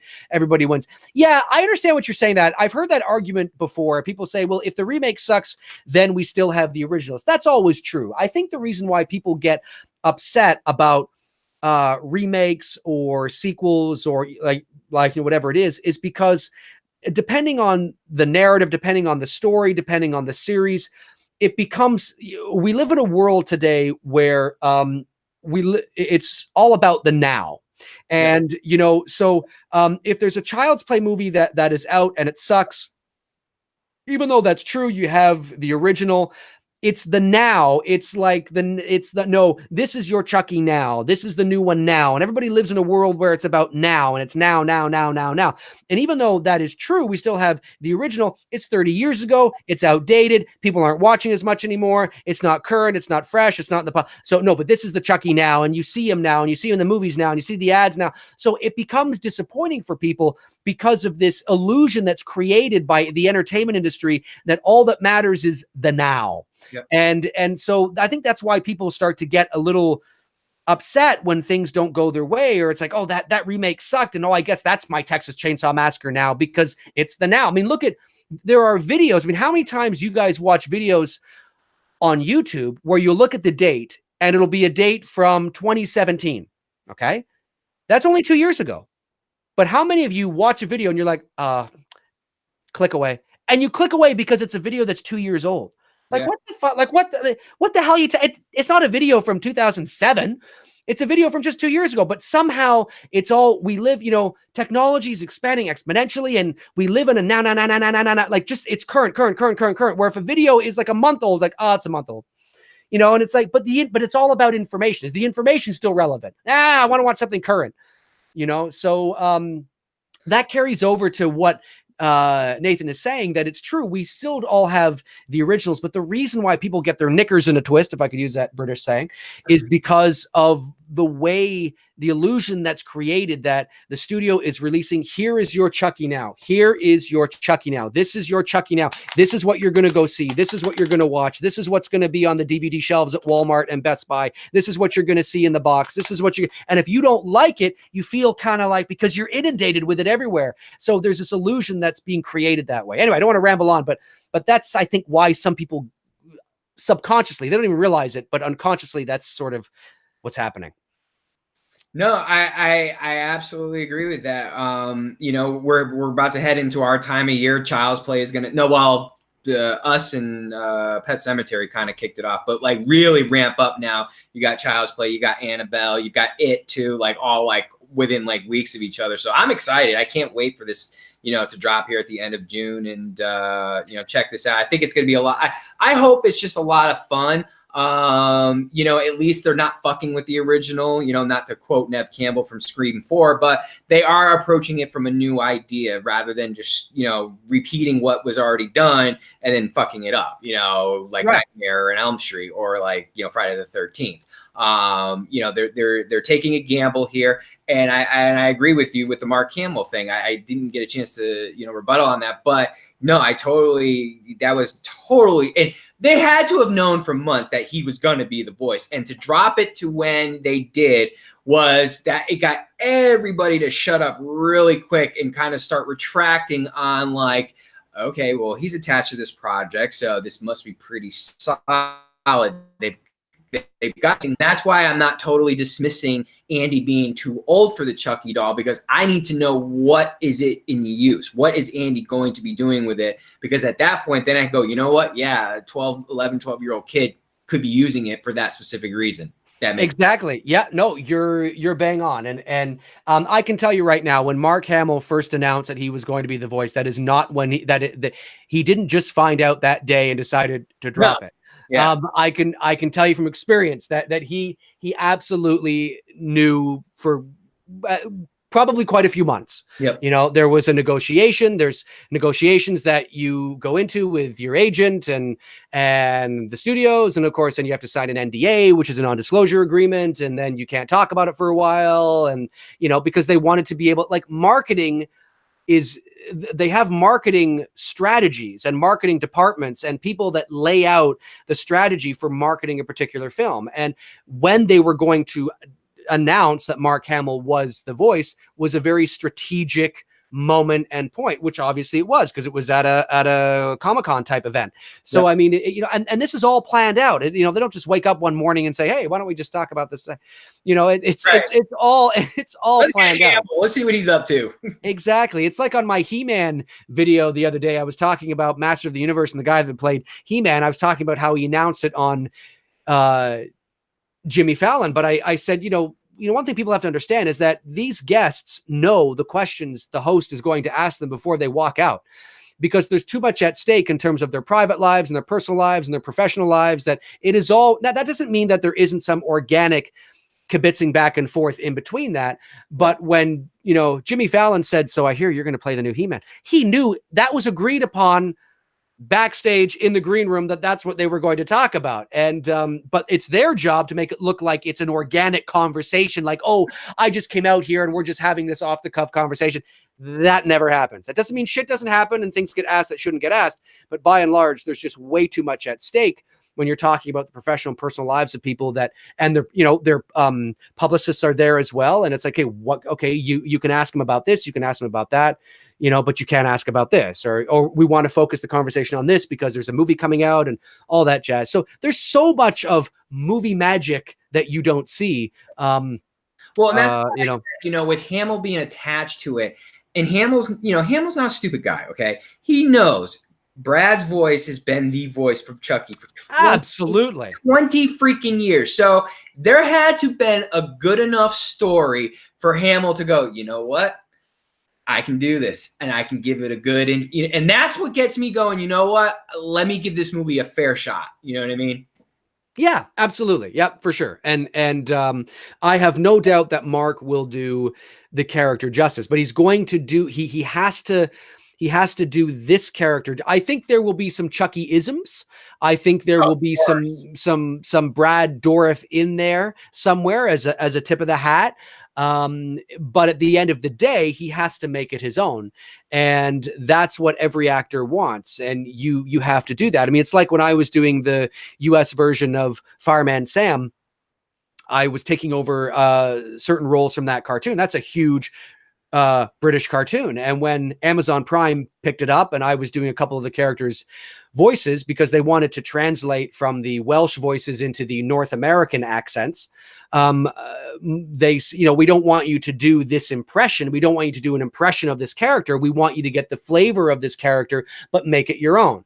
You know, and you got to get, and that's what I had to do. And it was, you know, it was fun to do. So, and you have to do that, because if you walk into any role trying to do an impression, you're mimicking that individual, especially if it's an iconic character, you know, like Chucky, you're setting yourself up for failure, man. You know, I mean, you gotta just, you know, bring the essence, but make it your own, and make it your own according to the story that's being told now. And I think Mark Hamill has been in this business long enough to know that he'll do a hell of a job. Oh, no, dude, exactly what you just said, and flip that into the photography world. Dude, man, I almost had anxiety attacks with doing these photo shoots with Michael Myers and Jason and, you know, Ghostface. And I've got Freddy now. I did a shoot with Freddy here a few days ago that I'm working on the photos. And because I know the horror community. I know how protective they are, and like I am, of these characters. And I know if I'm going to put this shit out there for the public to see, they are going to judge me seriously. And if I fuck this up, I'm screwed. So I took exactly what you just said. I took the essence of all these characters so that when people look at one of my Michael Myers portraits, they go, that is Michael Myers, but it's my original portrait. Exactly. Exactly. And that's what you have to do. That's what you have to do. 100%. I couldn't agree with you more. And if anybody wants to, if people are not following Tony already on Instagram, his link is in the description. It should be there. I think yeah, it's there. Follow Tony Michael on Instagram. He posts some awesome photos, and he's got this horror shit that he's doing right now with Freddy and Jason and Michael and Ghostface. And you got to check it out. It's great stuff. What's that? Annabelle's coming. Annabelle's coming. He's got his own character called Vern. You got to check that out as well. I love that. Love the fucking photos of Vern, man. Yeah, everyone loves it. It's just kind of like this goofy, hillbilly hick that I created. Exactly. Fucking creepy as all hell. Oh, hey, so let's move over to the Q&A part. Absolutely. Let's do it. All right, folks, we're heading into the Q&A part. This is your opportunity to ask Tony and I some questions. If we don't get to your questions, nothing personal. Tony and I like to be thorough with our answers, but you are more than welcome to ask us questions now. Of course, if you want to ask some Child's Play questions, you can, but you're free to ask whenever you want. The countdown is on to the first Halloween question. All right, let's go. 5, 4. That's right. That's right. Okay. Is grandma still shoveling grandpa in the oven? What? Oh, I know what he's talking about. There was a video that I uploaded years ago, probably about 4 or 5 years ago, where I was doing some improv, and I noticed it. Yes, he is. All right. That's funny. Kevin Chappell says, Freddy versus Pinhead, yay or nay? Well, I'm not a big crossover kind of thing, so I'm going to say nay. Tony? No. No. I love it. I don't mean to put it down. Again, I don't want to dismiss that question like that. Let me retract. I thought it was fucking brilliant. What? Like the Michael versus Jason that was done on YouTube, phenomenal. Great. You could totally see the work that these guys put into it. If Dave ever wanted to do a Michael and Jason, fan-made video, absolutely. If I wanted to do a Michael and Jason photo, absolutely. That's where that shit belongs. I don't ever want to see them crossed over in the movies because it just, I don't know. I mean, I get it. I get that there's the 12-year-old boy in me that wants to see it, but then the reality of it, I look at it, I'm like, I'm just not feeling, even the Jason versus Freddy, crossover, I didn't feel it.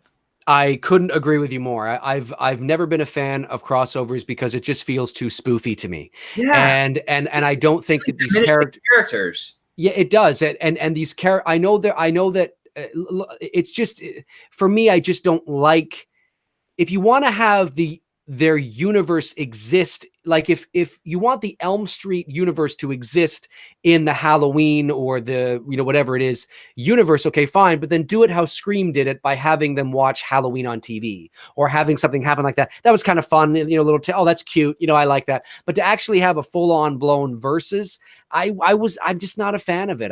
It seems too spoofy and too satirical to me. And it's just hard for me to take it seriously. And it's just another example of how far away how far we are removed from what made those movies so great in the first place. But that's just me. No, I agree. Super chat, Steve 3. Thanks. Steve says, are you or Tony hyped for the Shining sequel, Dr. Sleep? Tony, I'll let you start with this one. You're talking about boy now. You're talking about Kubrick. Those are some big ass shoes you're gonna have to fill. The doctor. What? I'm trying to. Dr. Sleep. Thank you, Dr. Sleep. Jesus, man, it sucks getting old. You forget things really quickly. The Dr. Sleep. Yes, I know the story behind that. The problem is when you don't have someone like Stanley Kubrick filming the movie, and that's what you're basically following is Stanley Kubrick. And Jack on top of that. I mean, it's a fucking tall order to fill. Well, this is what I think about it. I'm excited, but I'm curious. Of course, I'm a big fan of The Shining, one of my favorite horror movies of all time. Kubrick's a genius. Having said that, put that aside, because Stephen King was not a fan of Kubrick's work on The Shining, because there were a lot of differences. The general foundation is the same, but there were a lot of things that were changed.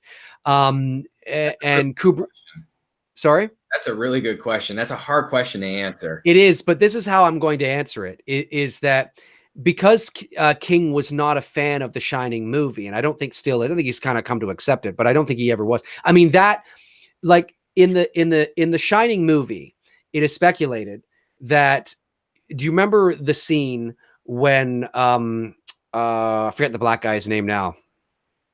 What's the black guy's name? The caretaker? Yeah, I'm drawing a blank. Jeez. Anyway, when he's driving the plow outside, help me. and he sees that red Beetle, like that red car, in the accident smashed. Well, in the actual book, it was the red Beetle that Jack drove up to the hotel. In the movie, I read the book. Right. Well, it's not really. In the movie, it's a yellow. Okay, it's a yellow Beetle. Well, there's speculation that Kubrick, I mean, he basically had the red Beetle in the accident as a fuck you to King. It's basically saying, no, I'm going to do what I want. This is what because there was no reason for it. There's no reason to have it as a red Beetle. He could have had it as any car, as any color, but he has as the red Beetle. Basically, he's crushing what was in the book and removing it, right? There's a lot of things like that. But I think what's going to happen here is Kubrick is dead. I don't think this is going to be a direct sequel verbatim to the Shining movie. Yep. I think what's going to happen is, because there is overlap between the original Shining book and the original Shining movie.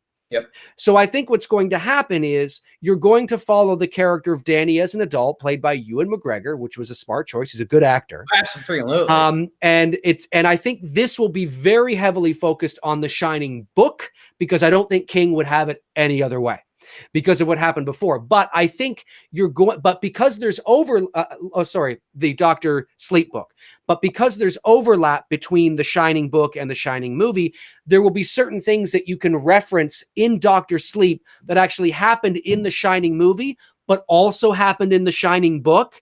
Yep. And you're not going to be any the wiser, but really it's a direct sequel to the book. If you know what I don't think you're going to be so heavily focused on, like, for example, I'd be very surprised if the photograph at the end of the Shining movie was referenced in this new movie, because I don't think it was actually in the book, if I'm not mistaken, or there was another version of it or something. Anyway, that's how I see it. I'm looking forward to it, yes, but I think it's going to be, I don't think you're going to get a lot of callbacks to the Shining movie.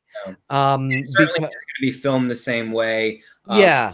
Kubrick filmed it, so it's already going to have an aesthetic change to it, and that's the one that's going to be hard for me to detach. I'm just being honest. It's going to be because I am such a huge Kubrick fan. I mean, this is like my hero.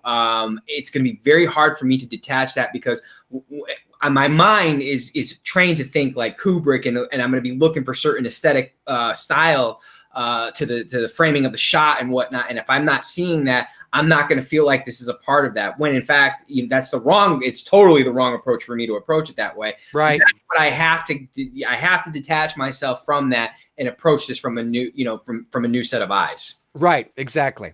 Super chat. PC Pierce says, if you guys could go back in time to experience a movie, in the theaters, when it came out, what movie would it be? Ooh, that's a tough one. The first thing that comes to my mind is Jaws, because of the cultural phenomenon that it was. You could also say,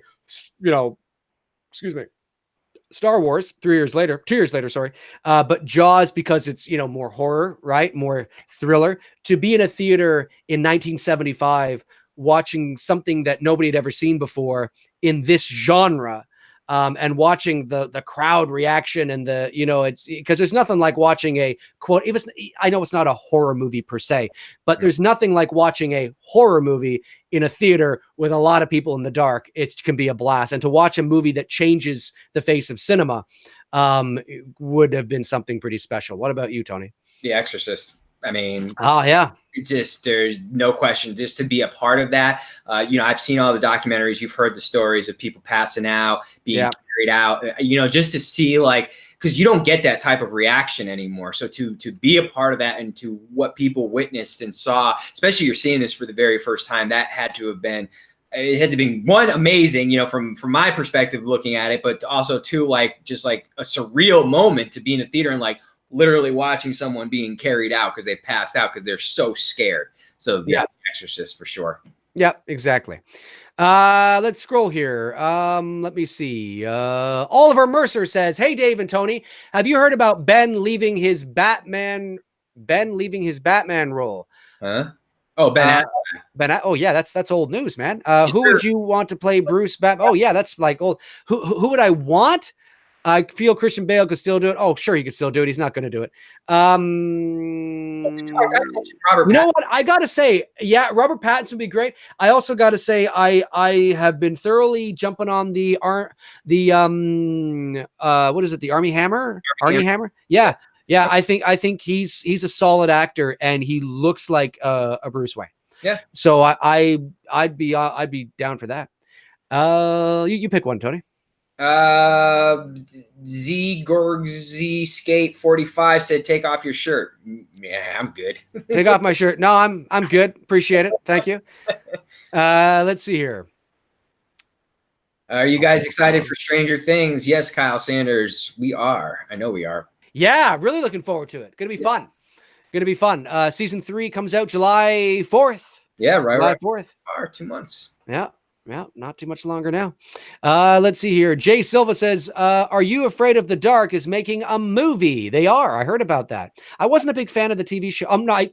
When I say I wasn't a big fan of the TV show, that doesn't mean I wasn't like I hated it. I just never got into it. I just wasn't. I didn't really watch it. So, yeah, I didn't know that. I knew about the books I have up there, Scary Stories to Tell in the Dark. I know there's a movie coming out based on the novels. I believe Guillermo del Toro is producing it. Is he not? Yeah. So my fingers crossed. I know that's coming out later in the summer. My fingers, because I really loved those books as a kid. So my fingers are crossed that they do the books justice. Interesting. I have never heard. I'm familiar with the trailer and I've become familiar now with the source material, but I wasn't familiar prior to that. But that doesn't mean that they weren't available here. Oh,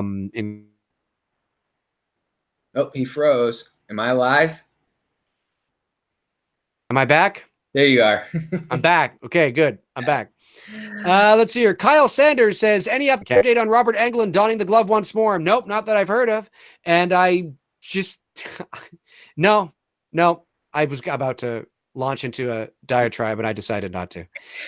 Michelle Lark asks both of us a question here. Name the 5 best horror movies. Well, here's the thing. I think Dave kind of touched on this not too long ago. You know, movies are always going to be subject to opinion. Everybody's taste is going to be different. You know, my taste is going to be different than Dave's. And now, how are we basing this? You know, like, see, like the way I'm going to, you know, answer it, I'm going to answer it from, you know, I can answer it from a cinematic, answer it from a personal perspective. Like if I said Halloween 4, but even though I think Halloween 1, the original 78, is the far superior film. So it's a really tough question to ask. So I think the way I think how maybe we should answer is our personal faves. What do you think versus to? I think that's probably the easiest to do is your personal favorites, because like you said, there's many variables. When you say, what's your favorite horror movie? Well, yeah, what are the best horror movies? I mean, yeah, because what you think is your favorite isn't always the best. What's the best? That's always your favorite. What was the question? The 5 best horror movies. What do you best think? Horror movies. So I think Michelle's probably asking what we would consider the 5 best to be. It's a loaded question because there's so many different subgenres, right? There's paranormal and supernatural and, you know, religious and slasher and thriller and psychological thriller, and it's a loaded question. But I think off the top of my head, I'll go with my 5 favorites. I guess would probably be The Exorcist, Halloween, The First Elm Street. That's 3. Rear Window, which again is not a horror per se, but I mean you can't. It's such a brilliant film from Hitchcock. And then 5. I mean it's tough. That's tough to say. 5 probably Black Christmas. Then maybe. You know, yeah, our list is pretty similar, except the Exorcist for sure, Elm Street definitely, Halloween 4 for me, personal favorite. But as I just said here, I do acknowledge the original is a superior film.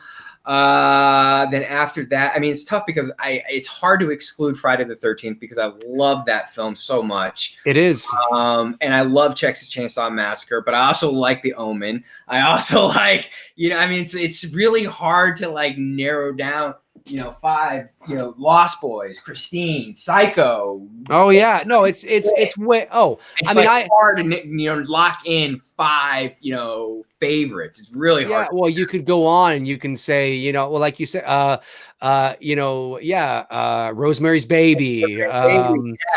You could go back to even there's so many. Go back to the black and whites, man. Dracula, Wolfman. Yeah. I mean, those are, Nosferatu. I mean, you're going like way back now to the origins here of all of this. I mean, and then you can start approaching the Hammer films as well, which is a whole other thing. And I mean, horror is such difficult. It is, and it's such a big category, but it's a good question. Thanks, Michelle. I appreciate the question. Yeah, for sure. Yeah. Let's see here. John Doe says, have you guys ever seen Parents with Randy Quaid? It's underrated atmospheric horror. Incredible. I have not, but anything with crazy Randy Quaid would be interesting. Absolutely. I have to check that out. Yep.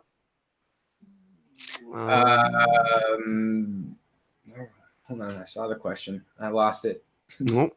The chat scrolled away from me. Oh, Tommy Rickneld super chatted. SDK50. I don't know what that is. That's Swedish, I believe. I think that's about $5 or $6. Oh, okay, cool. Thank you, Tommy. Good evening. Thanks, Tommy. Tony, I would love to see a last rant from you guys called The Last Rant of The Last Jedi, and then leave to Afterworld or something.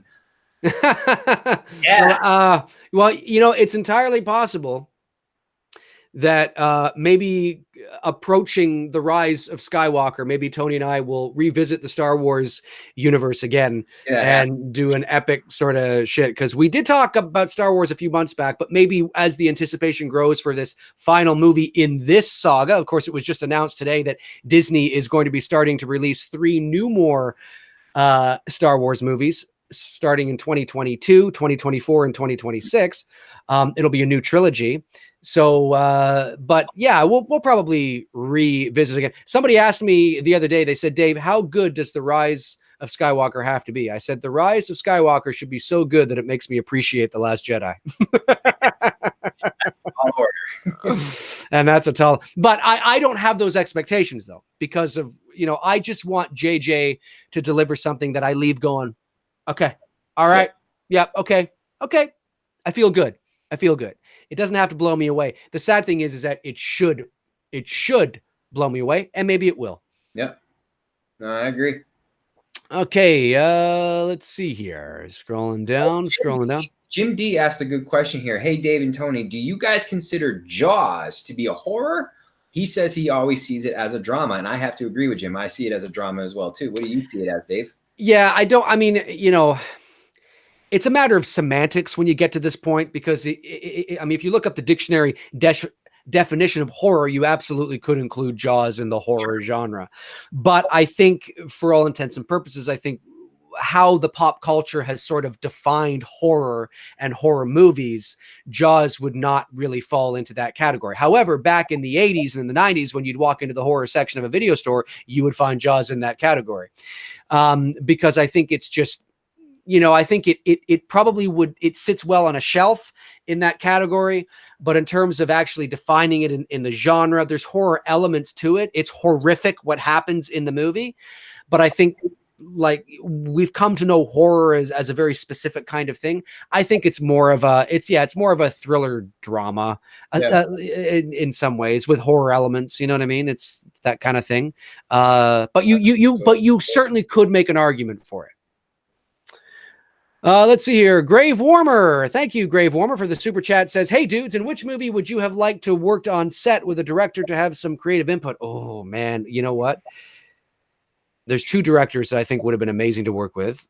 Well, actually, there's 3 that I can. Well, there's many, but 3 off the top of my head, I would say Spielberg, Kubrick, and James Cameron. Damn, you stole all my 3. I mean, really? I mean, Kubrick was obvious for me. No, let me retract that. No, Kubrick for sure. And actually, I would probably, because I'm a photographer, I probably would want to work with Dean Cundy, just to work side by side with him, and Wes Craven. I definitely would so. Yeah, Kubrick, Cundy, and Craven would be a good. In Carpenter, would also be. Good. Yeah. You can throw them in there, but if I had to choose, three. Yeah. My three would be Kubrick, Spielberg, and James Cameron. And I think out of the three of them, James Cameron and Kubrick would have been the most difficult to work with because they're no doubt. But anyway, another super chat from Frank Riker. Thank you, Frank. Much appreciated. Dave and Tony, what historical event would you like to be a part of or have witnessed? We did. 9/11. 9/11. Yeah. What historical event would you like to be a part of? I mean, 9/11 for me is really tough to be because, Sure. Yeah. I think it would have been cool. My father was alive when Kennedy was assassinated. And my father, in 1963, my father was 21 years old. He was a young journalist here in a small town in Canada. And of course, when the president of the United States was assassinated, of course, it rang bells all around the world. And because we live right above you guys, we obviously we're like, we're just there. We're like your younger bro just sitting there going, oh shit, what happened? You know what I mean? So my dad was actually sent down to cover it. So I think that would have been a real I can only imagine what that must have been like for a 21-year-old journalist at the time to it's like one of those moments, like he remembers where you were when that happened. And of course it was a big deal, especially at that time. I mean, it was such a big deal. And because he was so revered and so loved, not by everybody, of course, but certainly he was, that kind of a president. That would have been kind of sounds, it kind of sounds weird to say that would have been great to be a part of. I don't mean it in that way. I just mean it would have been interesting, to be alive at that time. And same meaning, with regards to 9/11, I don't mean it like, I was a part of 9/11. Like, no, exactly. We witnessed it. We saw it. We were a part of the, of that event. Yep. And to me, it's really hard to, when you can go Pearl Harbor, Kennedy, 9/11, the sinking of the Titanic, there are things out there, but, for us in our lifetime, 9/11 definitely is probably the biggest event to date. 100%. Yeah. In my lifetime. Absolutely. Yeah. Let's see here. Pounds says, have you guys seen The Entity? I heard that movie is scary as fucking based on true events. I have not seen it, but I know the one you're talking about, and I've heard similar things. I haven't seen it. I've heard similar things. Excuse me. Oh, we're scrolling. The chat's going by like very fast. Let's see here. Let's see. What do we got here? Summer statements. Are there any questions? The Artisan. I've seen this question a couple of times. When are you guys going to talk about Annihilation? I haven't seen it, so it's hard for me to talk about something I haven't seen. Dave, have you seen Annihilation? I have, and I loved it. I own it, and it's very much like Hereditary in the sense that watch it. Yeah. No. What I mean by it's like Hereditary is that it's very cerebral. So I mean, it's a psychological. You're talking about the one with Natalie Portman, right? I don't know that. I'm just reading his question. Yeah, Annihilation is the one with Natalie Portman, and it's directed by the same guy that did Ex Machina. Okay. So if you've seen Ex Machina, which was a very cerebral sort of movie, it's the same kind of movie in terms of its genre and its execution, where there's a lot of there's a lot of depth, there's a lot of layers there, and it's really interesting. And it's not a horror movie. There's some horror elements to it, but that's what I mean by it's like Hereditary in the sense that it's cerebral in that sense. Like, you got to think about things, but really a better comparison would be Ex Machina, because obviously that's more in line sort of with the flavor. But I've seen it. I really enjoyed it. I'd watch it again. Like if we agree to do it one week, I'll watch it, you watch it, and then we can talk. Yeah, sure. I mean, yeah, if Dave says it's good, our taste in movies are pretty much lined up. So I'll definitely check it out. Yeah, yeah, and the ending. There's so many different ways you can interpret the ending as well. So it's cool, and of course, watching 2 hours of Natalie Portman's not bad. So, Yeah, that's for sure. I agree. I concur with that, sir. Let's see here. Oliver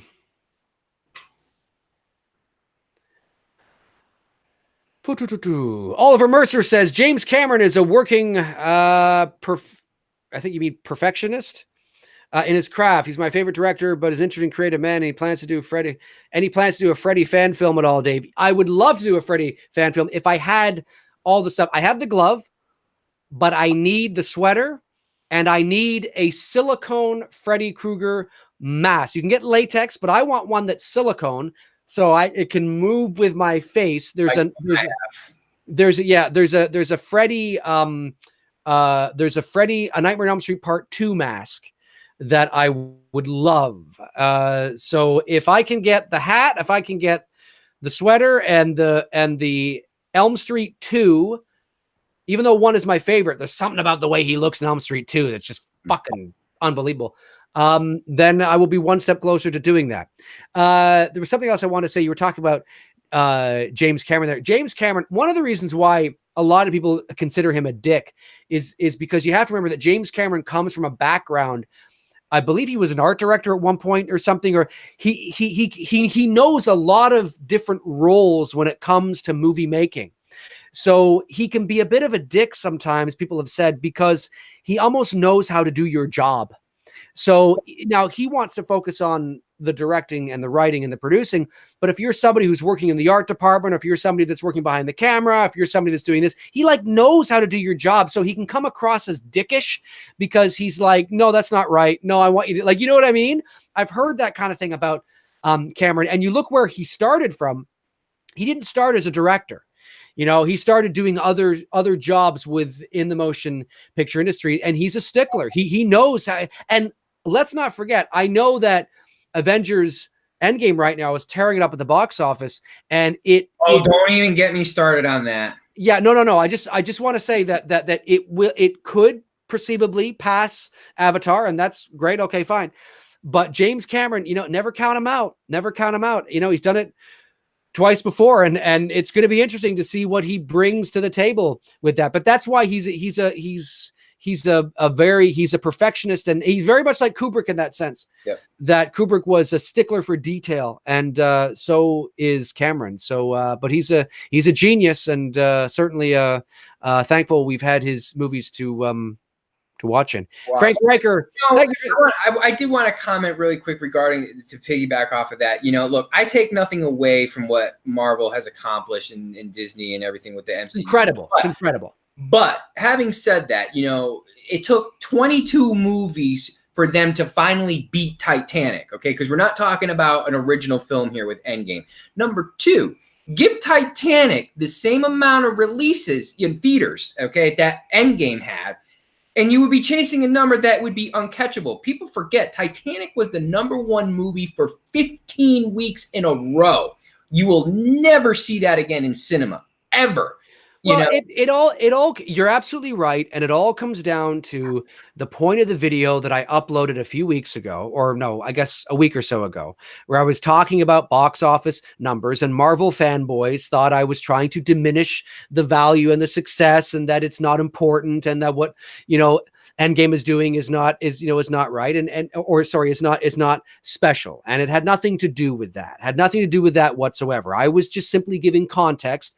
If you know what I'm saying, that's great. Not everybody does, and I was providing context where I was saying that, you know, there are a lot of people that want to compare the two different eras, and although I understand why they do that, in most all cases it's apples and oranges, because there's a lot of factors you have to factor in: ticket prices, number of screens, demand.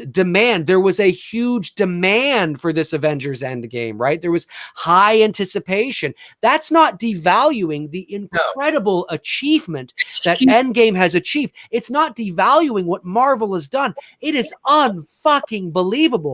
But these people that have almost like Avatar, cheated on their girlfriend, or, cheated with them on their, like, it's this loathing and visceral sort of venomous sort of hate against Avatar. And it's kind of, I'm going to go to the movie theater 900 times just so it beats Avatar. Well, then that's not organic. Then don't do that, because that devalues, you have to if Endgame's going to pass Avatar, you have to let it do it naturally. You have to don't just try to get a thing, start. Everybody goes to the, it has to do it naturally. But there's so many factors, it's almost, and I don't take anything away from Endgame. I don't take anything away from Endgame at all. But when you look at what Titanic did, especially in 1997, it's almost more impressive, because it was, they knew how the movie was going to end. There was no buildup. No. It made $2 billion. Mind you, there were a couple of, anniversary re-releases in there, to be fair, right? You have to, okay. Yep, absolutely. But even in its original run, it made $2 billion, or very close. It was 1.98 or whatever it was, or 2. It was like there at the 2 billion mark. It was unbelievable in 1997, when it didn't play on nearly as many screens. Right, and the ticket prices of 97, and no 3D. And on top of that, when you go around the 3 movie theaters right now near where I live, there's 3 within a 5-mile radius of each other. Yeah. Endgame is playing in seven of the theaters. In each of the theaters, that's 21 theaters in a 5-mile radius that Endgame is being shown in right now.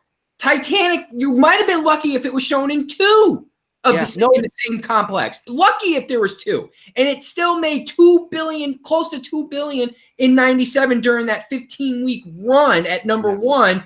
And by the time it concluded and whatnot, that's why I'm saying, like, what Endgame did, it's not as impressive as what Titanic did, because Titanic did that in less theaters at more than half the ticket cost to go. And you also have to factor in the second biggest market in the world, which is China. And 10 years ago, China didn't have nearly as many screens. I believe they had something really small. Now they have something over 60,000 screens. Endgame opens at the same time in China. You also have to look at whether something resonates in a particular market. We know that Star Wars is huge everywhere. It seems like it's huge everywhere but China, right? So you have to factor that in as well, that Star Wars doesn't do well in China. The Chinese culture, and it's never done well in China. Even the originals didn't do well in China. But Transformers does. Right. There's so many variables, and that's all I was saying, is that I was talking to those who seem to want to compare the different eras like there's an equal playing field. It's not to take away what Endgame has done, because it's relative to its current circumstances. It's relative to its current circumstances. But when you come at it from an arrogant point of view, saying, yeah, Endgame beat Avatar. Fuck Avatar. Well, no shit. Of course it's going to beat Avatar when you're playing it 24/7 on 4,500 screens in 3D and IMAX, and in 40,000 more screens in China than Avatar. Of course it's going to. That's not taking anything away. These are quantifiable facts. And that's why I like the pundits and the critics that mention that, like, oh, this is fucking amazing. But then but give that context as well. Box office numbers, whether you like it or not, are always relative. But that doesn't diminish. I'm not taking away what Endgame has done, because I think it's great, because it's great for movies. It's great for pop culture. It's great for fans, because you want those movies to do well. Because it's the hot ticket item, the superhero genre, even though it's not my cup of tea, because it's the hot ticket item in movies right now, you want it to do well, because a rising tide raises all ships. Yep. And so I am thrilled that it's doing as well as it is. But I laugh when people try to compare the different eras, because it's like comparing, LeBron James with, Jordan, or Sidney Crosby with Wayne Gretzky. It's like, it's a little bit different. That is what if somebody was to score 92 goals today in one season, would be phenomenal, because it's much more difficult to do. So if you reverse that when it comes to movies, it's like that. It was more difficult in 1997 to achieve what Titanic did than what Endgame was doing. And to put it in more perspective, it was #1 for almost 4 months. You think about that. Even if there was no competition, you're talking to domestically #1 at the box office for almost 4 months straight. People going to see a movie that's 3 hours long. The ending doesn't change. You know what the ending is. That's how popular and globally successful that movie was, and you can't undermine it. Avengers, you just knew that after 22 fucking movies, this was bound to happen. I mean, of course, the hype. This is because Marvel and Disney have laid out the Infinity Saga as an episodic television series type of cinematic movies. It's never been. That is amazing. Of course it's going to do well, and I'm thrilled that it is. But when you look at the facts and you think about for a moment, let's tip our hat. Like, Endgame just passed Titanic, but for a moment, let's tip our hat and go, wow, like, it's 2019. Finally somebody just passed Titanic. Right. Oh my God. Like, I mean, and that gives you, for those of you that are not old enough, that gives you perspective of how of a phenomenon Titanic was. Because you could make the argument, say, well, Avatar had 3D, yeah, but Titanic didn't. No. And re-release, it only made 400 million of its 2.3 billion. So it's not like not saying the 400 million doesn't help, but I'm saying it made the bulk of its close to $2 billion in its theatrical run. Yeah. It's huge. It's huge. And totally impressive. And you have to give credit where credit is due. And we'll go a little bit longer here because we're going off on a tangent. But you got to give credit to Cameron as well, because I know a lot of people don't like Avatar. I understand. It seems like it's the fun thing to hate on Avatar. Yeah. I don't hate it. I really enjoyed it. I thought it was great. It's Ferngully in space. It's Dancing with Wolves. And listen, I could tear your asshole wider than it already is on the amount of movies that are other movies. Oh, like that movie is this movie and that. It's all over Hollywood. There is very little proprietary stories very little proprietary in storytelling, if I could use that. It's not quite grammatically correct, but I think you know what I'm saying. Very little originality, I should say. There is some, but the themes, the cultural and human themes that are often displayed in big epic films like an Avatar or a Lord of the Rings or a Star Wars or, whatever the case is, it's not really, original per se. You're just watching it. Oh, I've seen this before, but I'm being told it this way. Wow. How cool is that? I, for one, really enjoyed it. But having said that, yes, the reason why people went to see Avatar was not because of its story. They went to see Avatar because of the technology. Nobody had seen anything like this before. It was a modern day Star Wars in the sense that nobody had seen anything like this. And it was like, wow, this 3D is amazing. Holy fucking shit. It was an experience. Well, the technology that was used in Avatar was created specifically for that movie. The cameras and the 3D technology that is being used all over the place right now in motion pictures were created specifically for Avatar. James Cameron is like Lucas in that sense, that he's a technology innovator. Yep. And he did it with Titanic. He did it with Avatar. He right now, I don't know if you guys know this, but the Avatar sequel, which unfortunately has been pushed back another year to December 2021. It was supposed to come out next December, but Disney, because Disney owns Avatar now, they have a slew of films. They want Avatar, Star Wars, Avatar, Star Wars. So they've decided to kind of change around the dates. But James Cameron, the sequel to Avatar, is going to have a lot, I don't want to say a lot, but there's going to be a heavy duty underwater sequence. So there's a lot of underwater in the Avatar sequel, and he's using motion capture, which has never been done before underwater. And he had it's insane. His team had to create the technology. It did not exist. They've created technology for the first time in motion picture history to mocap underwater. And the reason why it was so difficult is because the way motion capture works in terms of having the,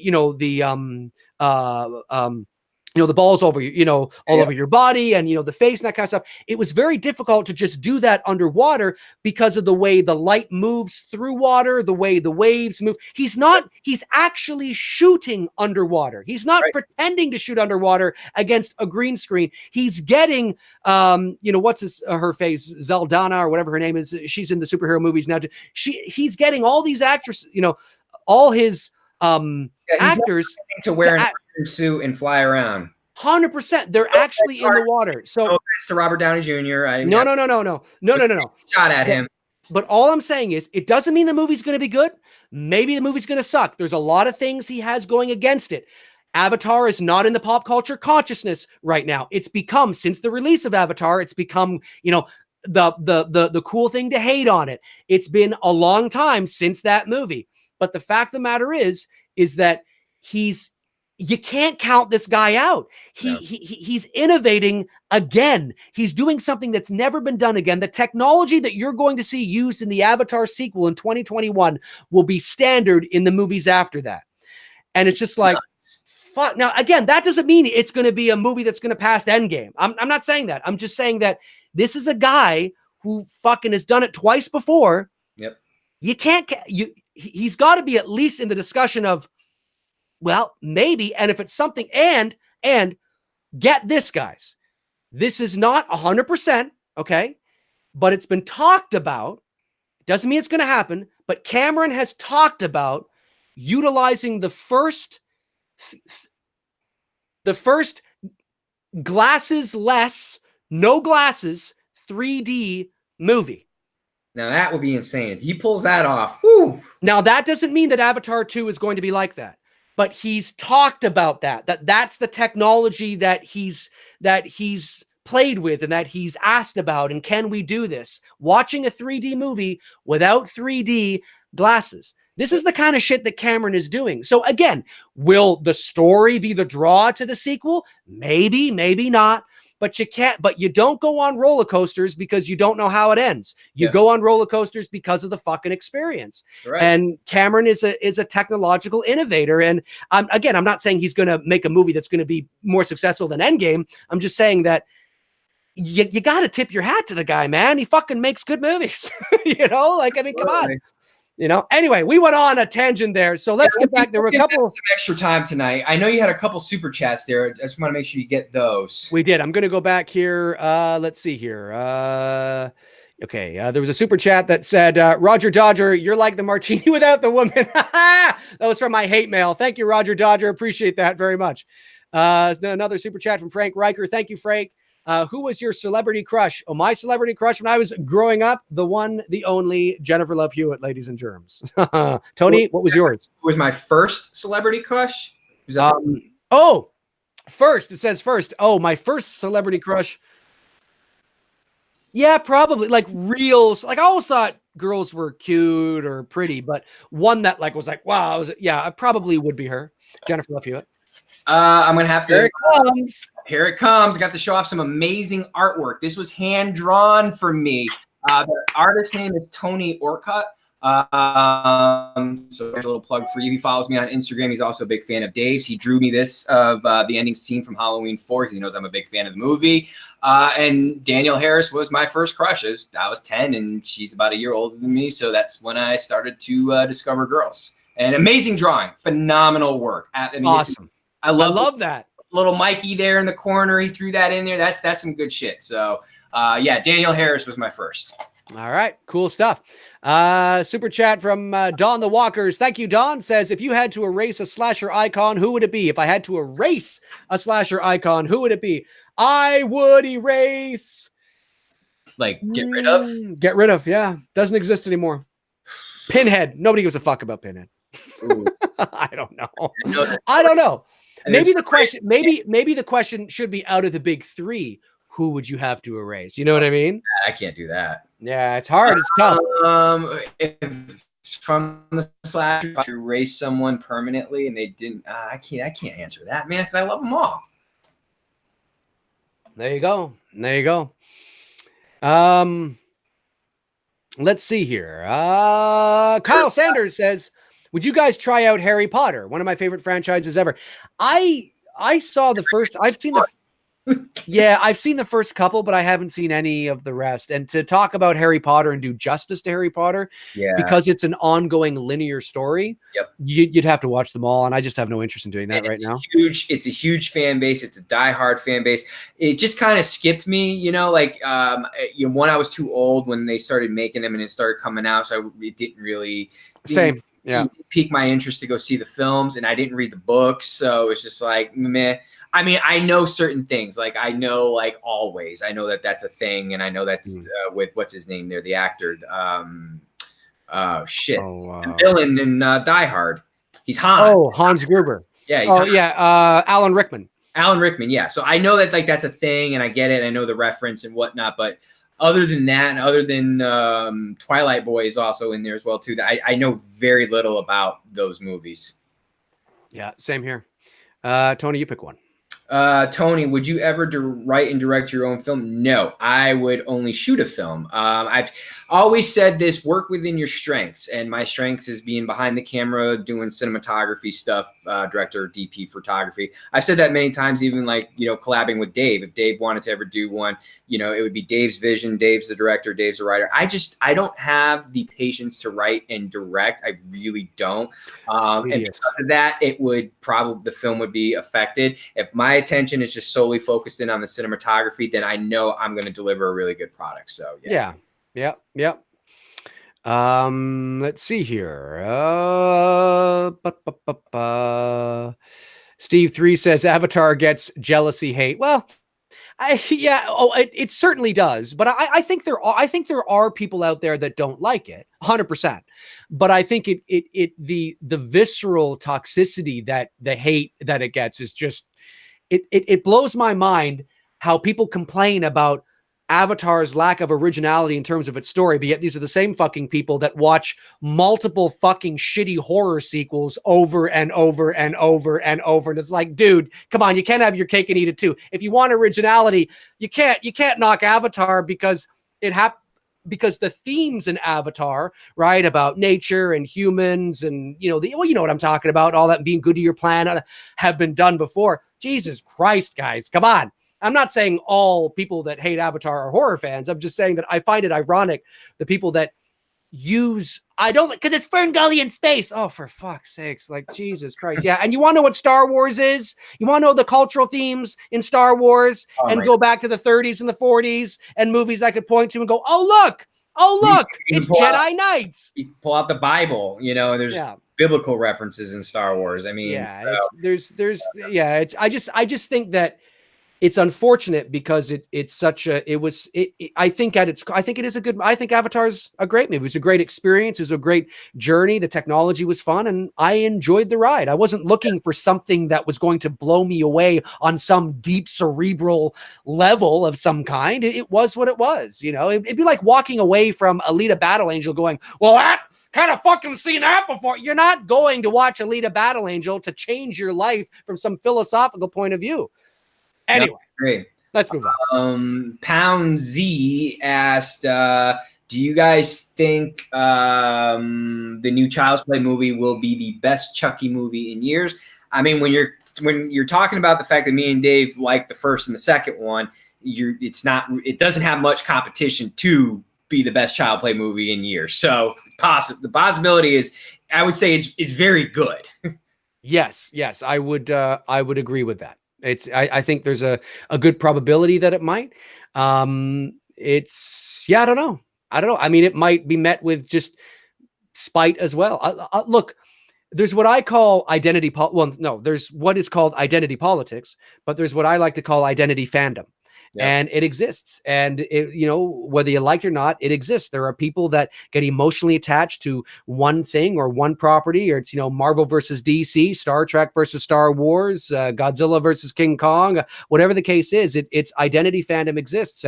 And there are people that are really angry about the remake of Child's Play and will not go see it and will not support it. And they could even go see it, watch it, and like it, and would never tell you they liked it because that's not towing the party line. That's not. I can't say that. I can't admit that. Oh my God, that's just not even right. You know. And I don't know. I don't do that. But if something is shit, I say it's shit. If something is great, I say it's great. I don't care what it is. If they make if Rob Zombie makes a sequel to Halloween 2 from 2009 and it's fucking great, you know what I'll say? It's fucking great. Yeah. Yeah. You know, there were people that said to me, "Oh, Dave's just gonna fucking watch Halloween 2018 and he's just gonna say it's great because it's a." I watched it and I gave it a C+. Yeah. I don't like. I like and that's my opinion, of course. If you thought it's great, I think that's awesome. But I'm always going to tell you what I exactly think. I'm not afraid to say something because I might look like I'm not, part of the club or something. I don't care about that shit. Yeah. Blu-ray Addict says, what are your guys' top 5 coming-of-age movies? Oh, Jesus. Are there 5 of them? I think my favorite coming-of-age movie of all time is Stand By Me. Hands down. Yeah, that was top 5. I don't know. Well, okay. Breakfast Club, is that coming of age or? Yeah, I think you could throw that in there. Line. Breakfast Club is good. Stand By Me, definitely for sure. Yeah, you could throw that in there for sure. Yeah, but Stand By Me is almost the poster child. The Goonies also could be considered a coming of age movie, right? Ish. Adventure. I think it can. I always look at a coming of age movie as where do the characters start and where do the characters end? Because obviously, because they learn more about each other. I think you could make an argument that the Goonies is a coming of age story, but I don't think the focus is on adventure. Right. Whereas when it comes to Stand By Me, the focus is on the relationships between the characters and how they grow even at such a young age and where their characters start and where their characters end. Yep. And that is sort of they mature in such a short period of time and how they look at life and how they grow. Karate Kid, that's a coming of age. You could look, you could make an argument. Finishes, you could. You could make the argument. The Sandlot. Sandlot, you could make arguments. I think that the real purest definition comes from Stand By Me because the parameters and the themes are so clearly defined. Yep. Because all they're doing is going to look for a body. Yep. That's it. So it's the conversations and the relationships and the building and the crying and how they handle conflict and talking about girls and talking about Pez dispensers and is Goofy a dog or is Goofy a dog, and it's all that. It's that real life. It's because the adventure, they're already on the adventure, right? It's like, okay, it's about them going to find a dead body, go. And then everything else in between, all the meat in between is all the relationship. Where when you talk about the Goonies, it's a little different, but you can make argument. You could make an argument for the Goonies, the Karate Kid. Yeah, you could throw Dazed and Confused in there, Fast Times at Ridgemont. Those, certainly could fit in that, because there's parts of it that have that coming of age story. You could, but I think the absolute clearly defined example of it is Stand By Me. Oh, 100%, no doubt. Yeah. Let's see, because you have to remember, a coming of age movie doesn't just mean kids getting together and going on an adventure. Right. That's not necessarily a coming of age movie, right? There's very distinct themes and defined character traits and where they start and where they end that defines what a coming of age film is. So, yeah. Let's see here. Woodward, what's your favorite horror movie soundtrack? Not score. That's tough because I really like the scores. Well, I'm like, are you talking about Well, a like I sound? love Doken's Dream Warriors, even though I'm not a Doken fan. Dream Warriors. No, I do. I love that. I mean, It's awesome. that's It's awesome. not a score. So, like, I mean, you have to understand most horror movies, the soundtrack is the score. So it's Right. really hard to answer that question because, like, how do you not like? How do I say my favorite horror soundtrack isn't Halloween? Because it is because of the damn score. Right. Yeah, exactly. Yeah, and I'm not a big fan. Look, there's a select few songs like Alice Cooper's The Man Behind the Mask, Dream Warriors. Yeah. You know, there's a couple of songs that will appear in some horror movies that are really good songs on their own. Like they're really good. But generally speaking, for me, I don't like any kind of song or rock music song in any fucking horror movie. I don't like it. I like mood, atmospheric, soundscape scores because I think it brings a level of tension and suspense that is just that. I hate it when horror movies end, even though I know Dream Warriors did and Friday the 13th Part 6 did. Those I exclude because they're actually pretty fucking good songs. Right. But generally speaking, I hate when a horror movie ends with a rock song or some song that takes me out of the moment because it's kind of like, oh, I want to revel and I want to feel the remnants of how this movie ended. I don't want to suddenly just be taken out of it with this, you know, it's like maybe he'll be back, maybe he won't. Roll credits. It's like, oh fuck, it's like it wakes me up and I'm like, I don't like that shit. Yep. So, yeah. Good question, though. Very good question. Adam Carl Green, favorite horror movie for its cinematography. I can't answer just one on that. There's going to be a couple in there, and it's going to be The Exorcist, The Shining, Halloween, the original, and Nightmare. I mean, it's so all those movies are so beautifully shot. I can't put one above the other and say one is better than the other. You know, what Craven did with Nightmare, Carpenter did with Halloween, Kubrick did with The Shining, and oh my God, William freaking Blatley or Blately, whatever his name is. The book freaking directed it or reversed that, one or the other. I was getting them mixed up. William Blatty wrote the book, that's right, and Friedman directed it. And all those four of those films, man, like if you don't even need to go to film school, just watch those four movies and there's your education and how to shoot a good horror film. The best cinema, I agree with those. I'll pick those as well. The best cinematography is when it's not just a matter of shooting close-ups or medium shots. It's about setting the scene. It's about how much, you know, where you place the camera, where you place your subject in the frame. Do you have a lot of negative space? What are you showing in the background? How are you using? There. Yeah, absolutely. 100%. But it's not just about that. Steal your words. No. But it's not just about that, right? Because you can have a lot of mood and atmosphere in a really fucking shitty movie. Pretty much. But when you know how to light a subject, when you know how to convey a feeling of creepiness or eeriness in a scene that isn't otherwise creepy or eerie. Watch The Shining. The Shining is full of shots and moments and scenes that feel creepy, but there's nothing particularly creepy happening. Right. And it all depends on how long they linger on a shot for, how quickly they move away from a shot, where they place the camera. Maybe they place it, you know, like this, and you see all this space here. And it's just maybe it's a shelf behind the guy, and there's a couple of things on the shelf, but it's just weird. It's just strange. It's a feeling you get, and he's sitting there. It's methodically done that way so that when you are watching it, it's registering in your mind like, this isn't right, and it's done on purpose for that specific reason. 100%.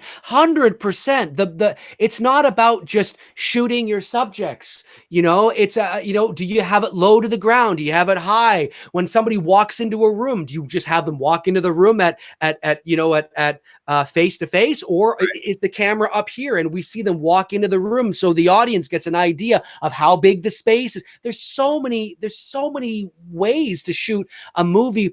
The cinematography almost helps to become a character in the film. Yep. And there's a lot. Yeah, those are great examples of films to study if you really like cinematography as it pertains to horror and displaying the creep factor. I mean, there's a great example that Tony used a long time ago when he said in The Exorcist, there's that scene when the priest guy is out jogging on the track, and you can feel, like, you can see his breath, but you can feel the coldness. It feels cold. Yep. It actually feels cold. Yeah, you know what I mean? And Rosemary's Baby. It is hard to do. To get the viewer to feel like, yeah, I feel like I'm there, and it's cold out on that track. Yeah, and that comes down to lighting, that comes down to angles, that comes down to the color correction you do in post. There's a lot of things that comes down to, but it's an art form. And when you know what to do, and when you work with your director and you know what to do, it can be pretty special. So that's a great question. Very good question. Yeah. So we'll go to 9:30. We'll go to 9:30. Oh, you know what? Savage 1, that's a good one. I didn't think of that because I do like that soundtrack. The Crow. The Crow soundtrack. The Crow. That is a good soundtrack. So yeah, dude, good call on that one. That would be that's the one. That's the one exception, because that is actually a badass soundtrack. The Crow. Okay, cool. Yep, I haven't seen The Crow in years, so I'd have to revisit it. Grave Warmer super chat. I really loved the Descent cinematography. Oh, The Descent. Yeah, The Descent. Yes. Yeah. The Descent had some great cinematography for sure. Yeah. Great. Thank you for the super chat. Much appreciated. Let's see here. Going up. John Melancholy says 1 Hour Photo is creepy. Rod Williams killed the. Oh, I love 1 Hour Photo. I love that movie. He was great. Great in that. Yep. Fucking knocked that movie out of the park. That was fantastic. Love that. Let's see here. Christian Hafer says the Batman movies, at least the 4 original ones, are in theaters this week for Batman's 80th anniversary. Either of you guys going to check any of them out? Nope, probably not. But that doesn't mean I don't like them. It's not going to rush out to see it. I've got another Freddie and Jason. I'm doing a back-to-back here on Saturday shoot, and then Sunday for us here in the States is Mother's Day. So it's Mother's Day here as well. Wow. Okay. I didn't. So you guys do celebrate Mother's Day? We celebrate Mother's Day. Everything you celebrate, if it's specifically American, right? Like President's Day, Columbus Day, things like that. Obviously, we don't celebrate that. But if it's Mother's Day, Father's Day, Christmas, Thanksgiving, New Year's, of course. Well, that I kind of figured, but I didn't know if Mother's Day. Yeah. We do. We do. Yeah, all of the stores right now are all like, Mother's Day, Mother's Day. Oh, fuck, shut up. How would you guys, Blu-ray Addict, how would you guys rank the Tarantino films? Again, that's hard, because Tarantino for me is this. It's a mood. And I'm not trying to steal Dave's words, but it really is. It's a mood to get into watching, whether you want to watch, Reservoir, or if you want to watch, Jackie Brown, or, Kill Bill, or whatever, Inglourious. You can go on and on with his, resume of films. I'm very, very much looking forward, when that comes out in August. So for me, it's not necessarily ranking which one is better, because they're all great films. Django is another great one as well, too. It's a mood. It really is. Like, what am I feeling today? What Tarantino film, I just watched Pulp Fiction this past week, because I hadn't seen it in a while. It's just like, let me just fucking pop this in and watch it, and loved it. So it's a mood for me with his films. What about you, Dave? Yeah, well, I've said this before. I have a love-hate relationship with Tarantino, just because I think he's just a little too eccentric to me as an individual, as a person. In terms of his movies, I don't know what order I would place them in, but certainly, I don't know. I'd have to think about it more, because I tend to watch, like, I enjoy the 2 Kill Bill films, obviously, and I'd have to watch his, like, I've only seen probably a Tarantino movie once or twice. They're not movies I find myself watching a few times. Yeah, same way. It's a mood. It really is. Yeah, so it's hard to say. Like, off the top of my head, I'd probably say my favorite he's done is the first Kill Bill, but I don't know. I'd have to watch. But that's almost spoofy and eccentric in and of itself, right? And it's just fun, but yeah, I don't know. I'll have to revisit them. Okay, a couple more questions. We'll take it to 9:30, and then we'll call it a night, because I actually haven't had dinner, so I got to go get something to eat. Dave's got to eat some food. I gotta eat, man. Gotta eat. Let's see here. Let's see if we can get somebody we haven't. Just make sure we haven't missed anybody. I'm scrolling up as well too. Yeah. Let's see here. Oh, Kyle Sanders, will you guys do a Stranger Things episode? Yeah, man, that's on the horizon. I promise you, it is. When I say on the horizon, I'm not saying that like, oh, it's gonna be like months. No, it's literally on the horizon. It's on the horizon. You can sort of see it starting to come over. You can kind of see, Yep. you know, Eleven's head beginning to come over. You can kind of see Billy Bobby Brown's head starting to come over the horizon. Yeah, no, like when I say, and I'm rewatching the 2 seasons. That's how close it's on the horizon, so that we're getting ready to do it. Exactly. Yeah, 100%. Let's see here.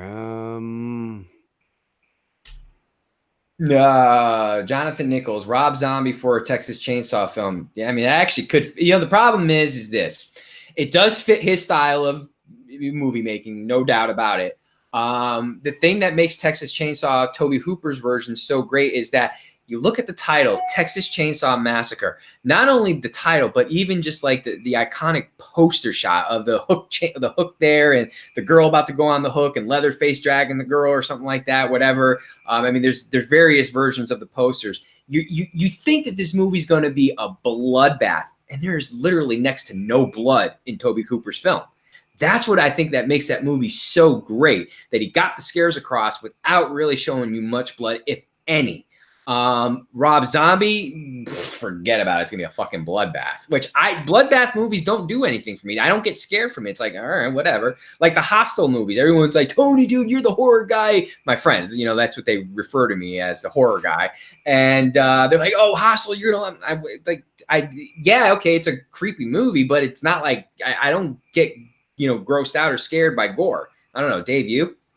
No, I don't get scared or grossed out by gore. But I do think, I think the Texas Chainsaw Massacre, out of all the horror properties, I think is probably the best fit for Rob Zombie.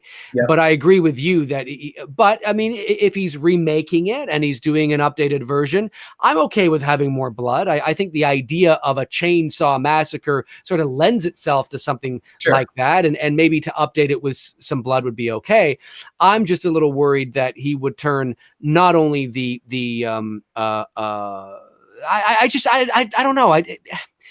I just don't want it to be full of unnecessary, gratuitous hick, white trash. Even though part of the Texas that kind of was part of it. Exactly. So, that's what I'm saying.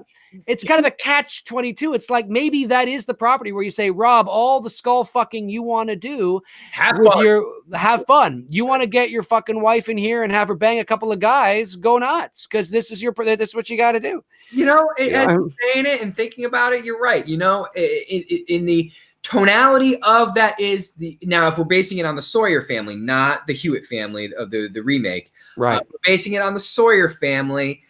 You know what? I retract what I said. You know, I wouldn't mind seeing maybe tackle that and, like you just said, fucking go balls to the wall, man. Do your thing, and let's see what you got, bro.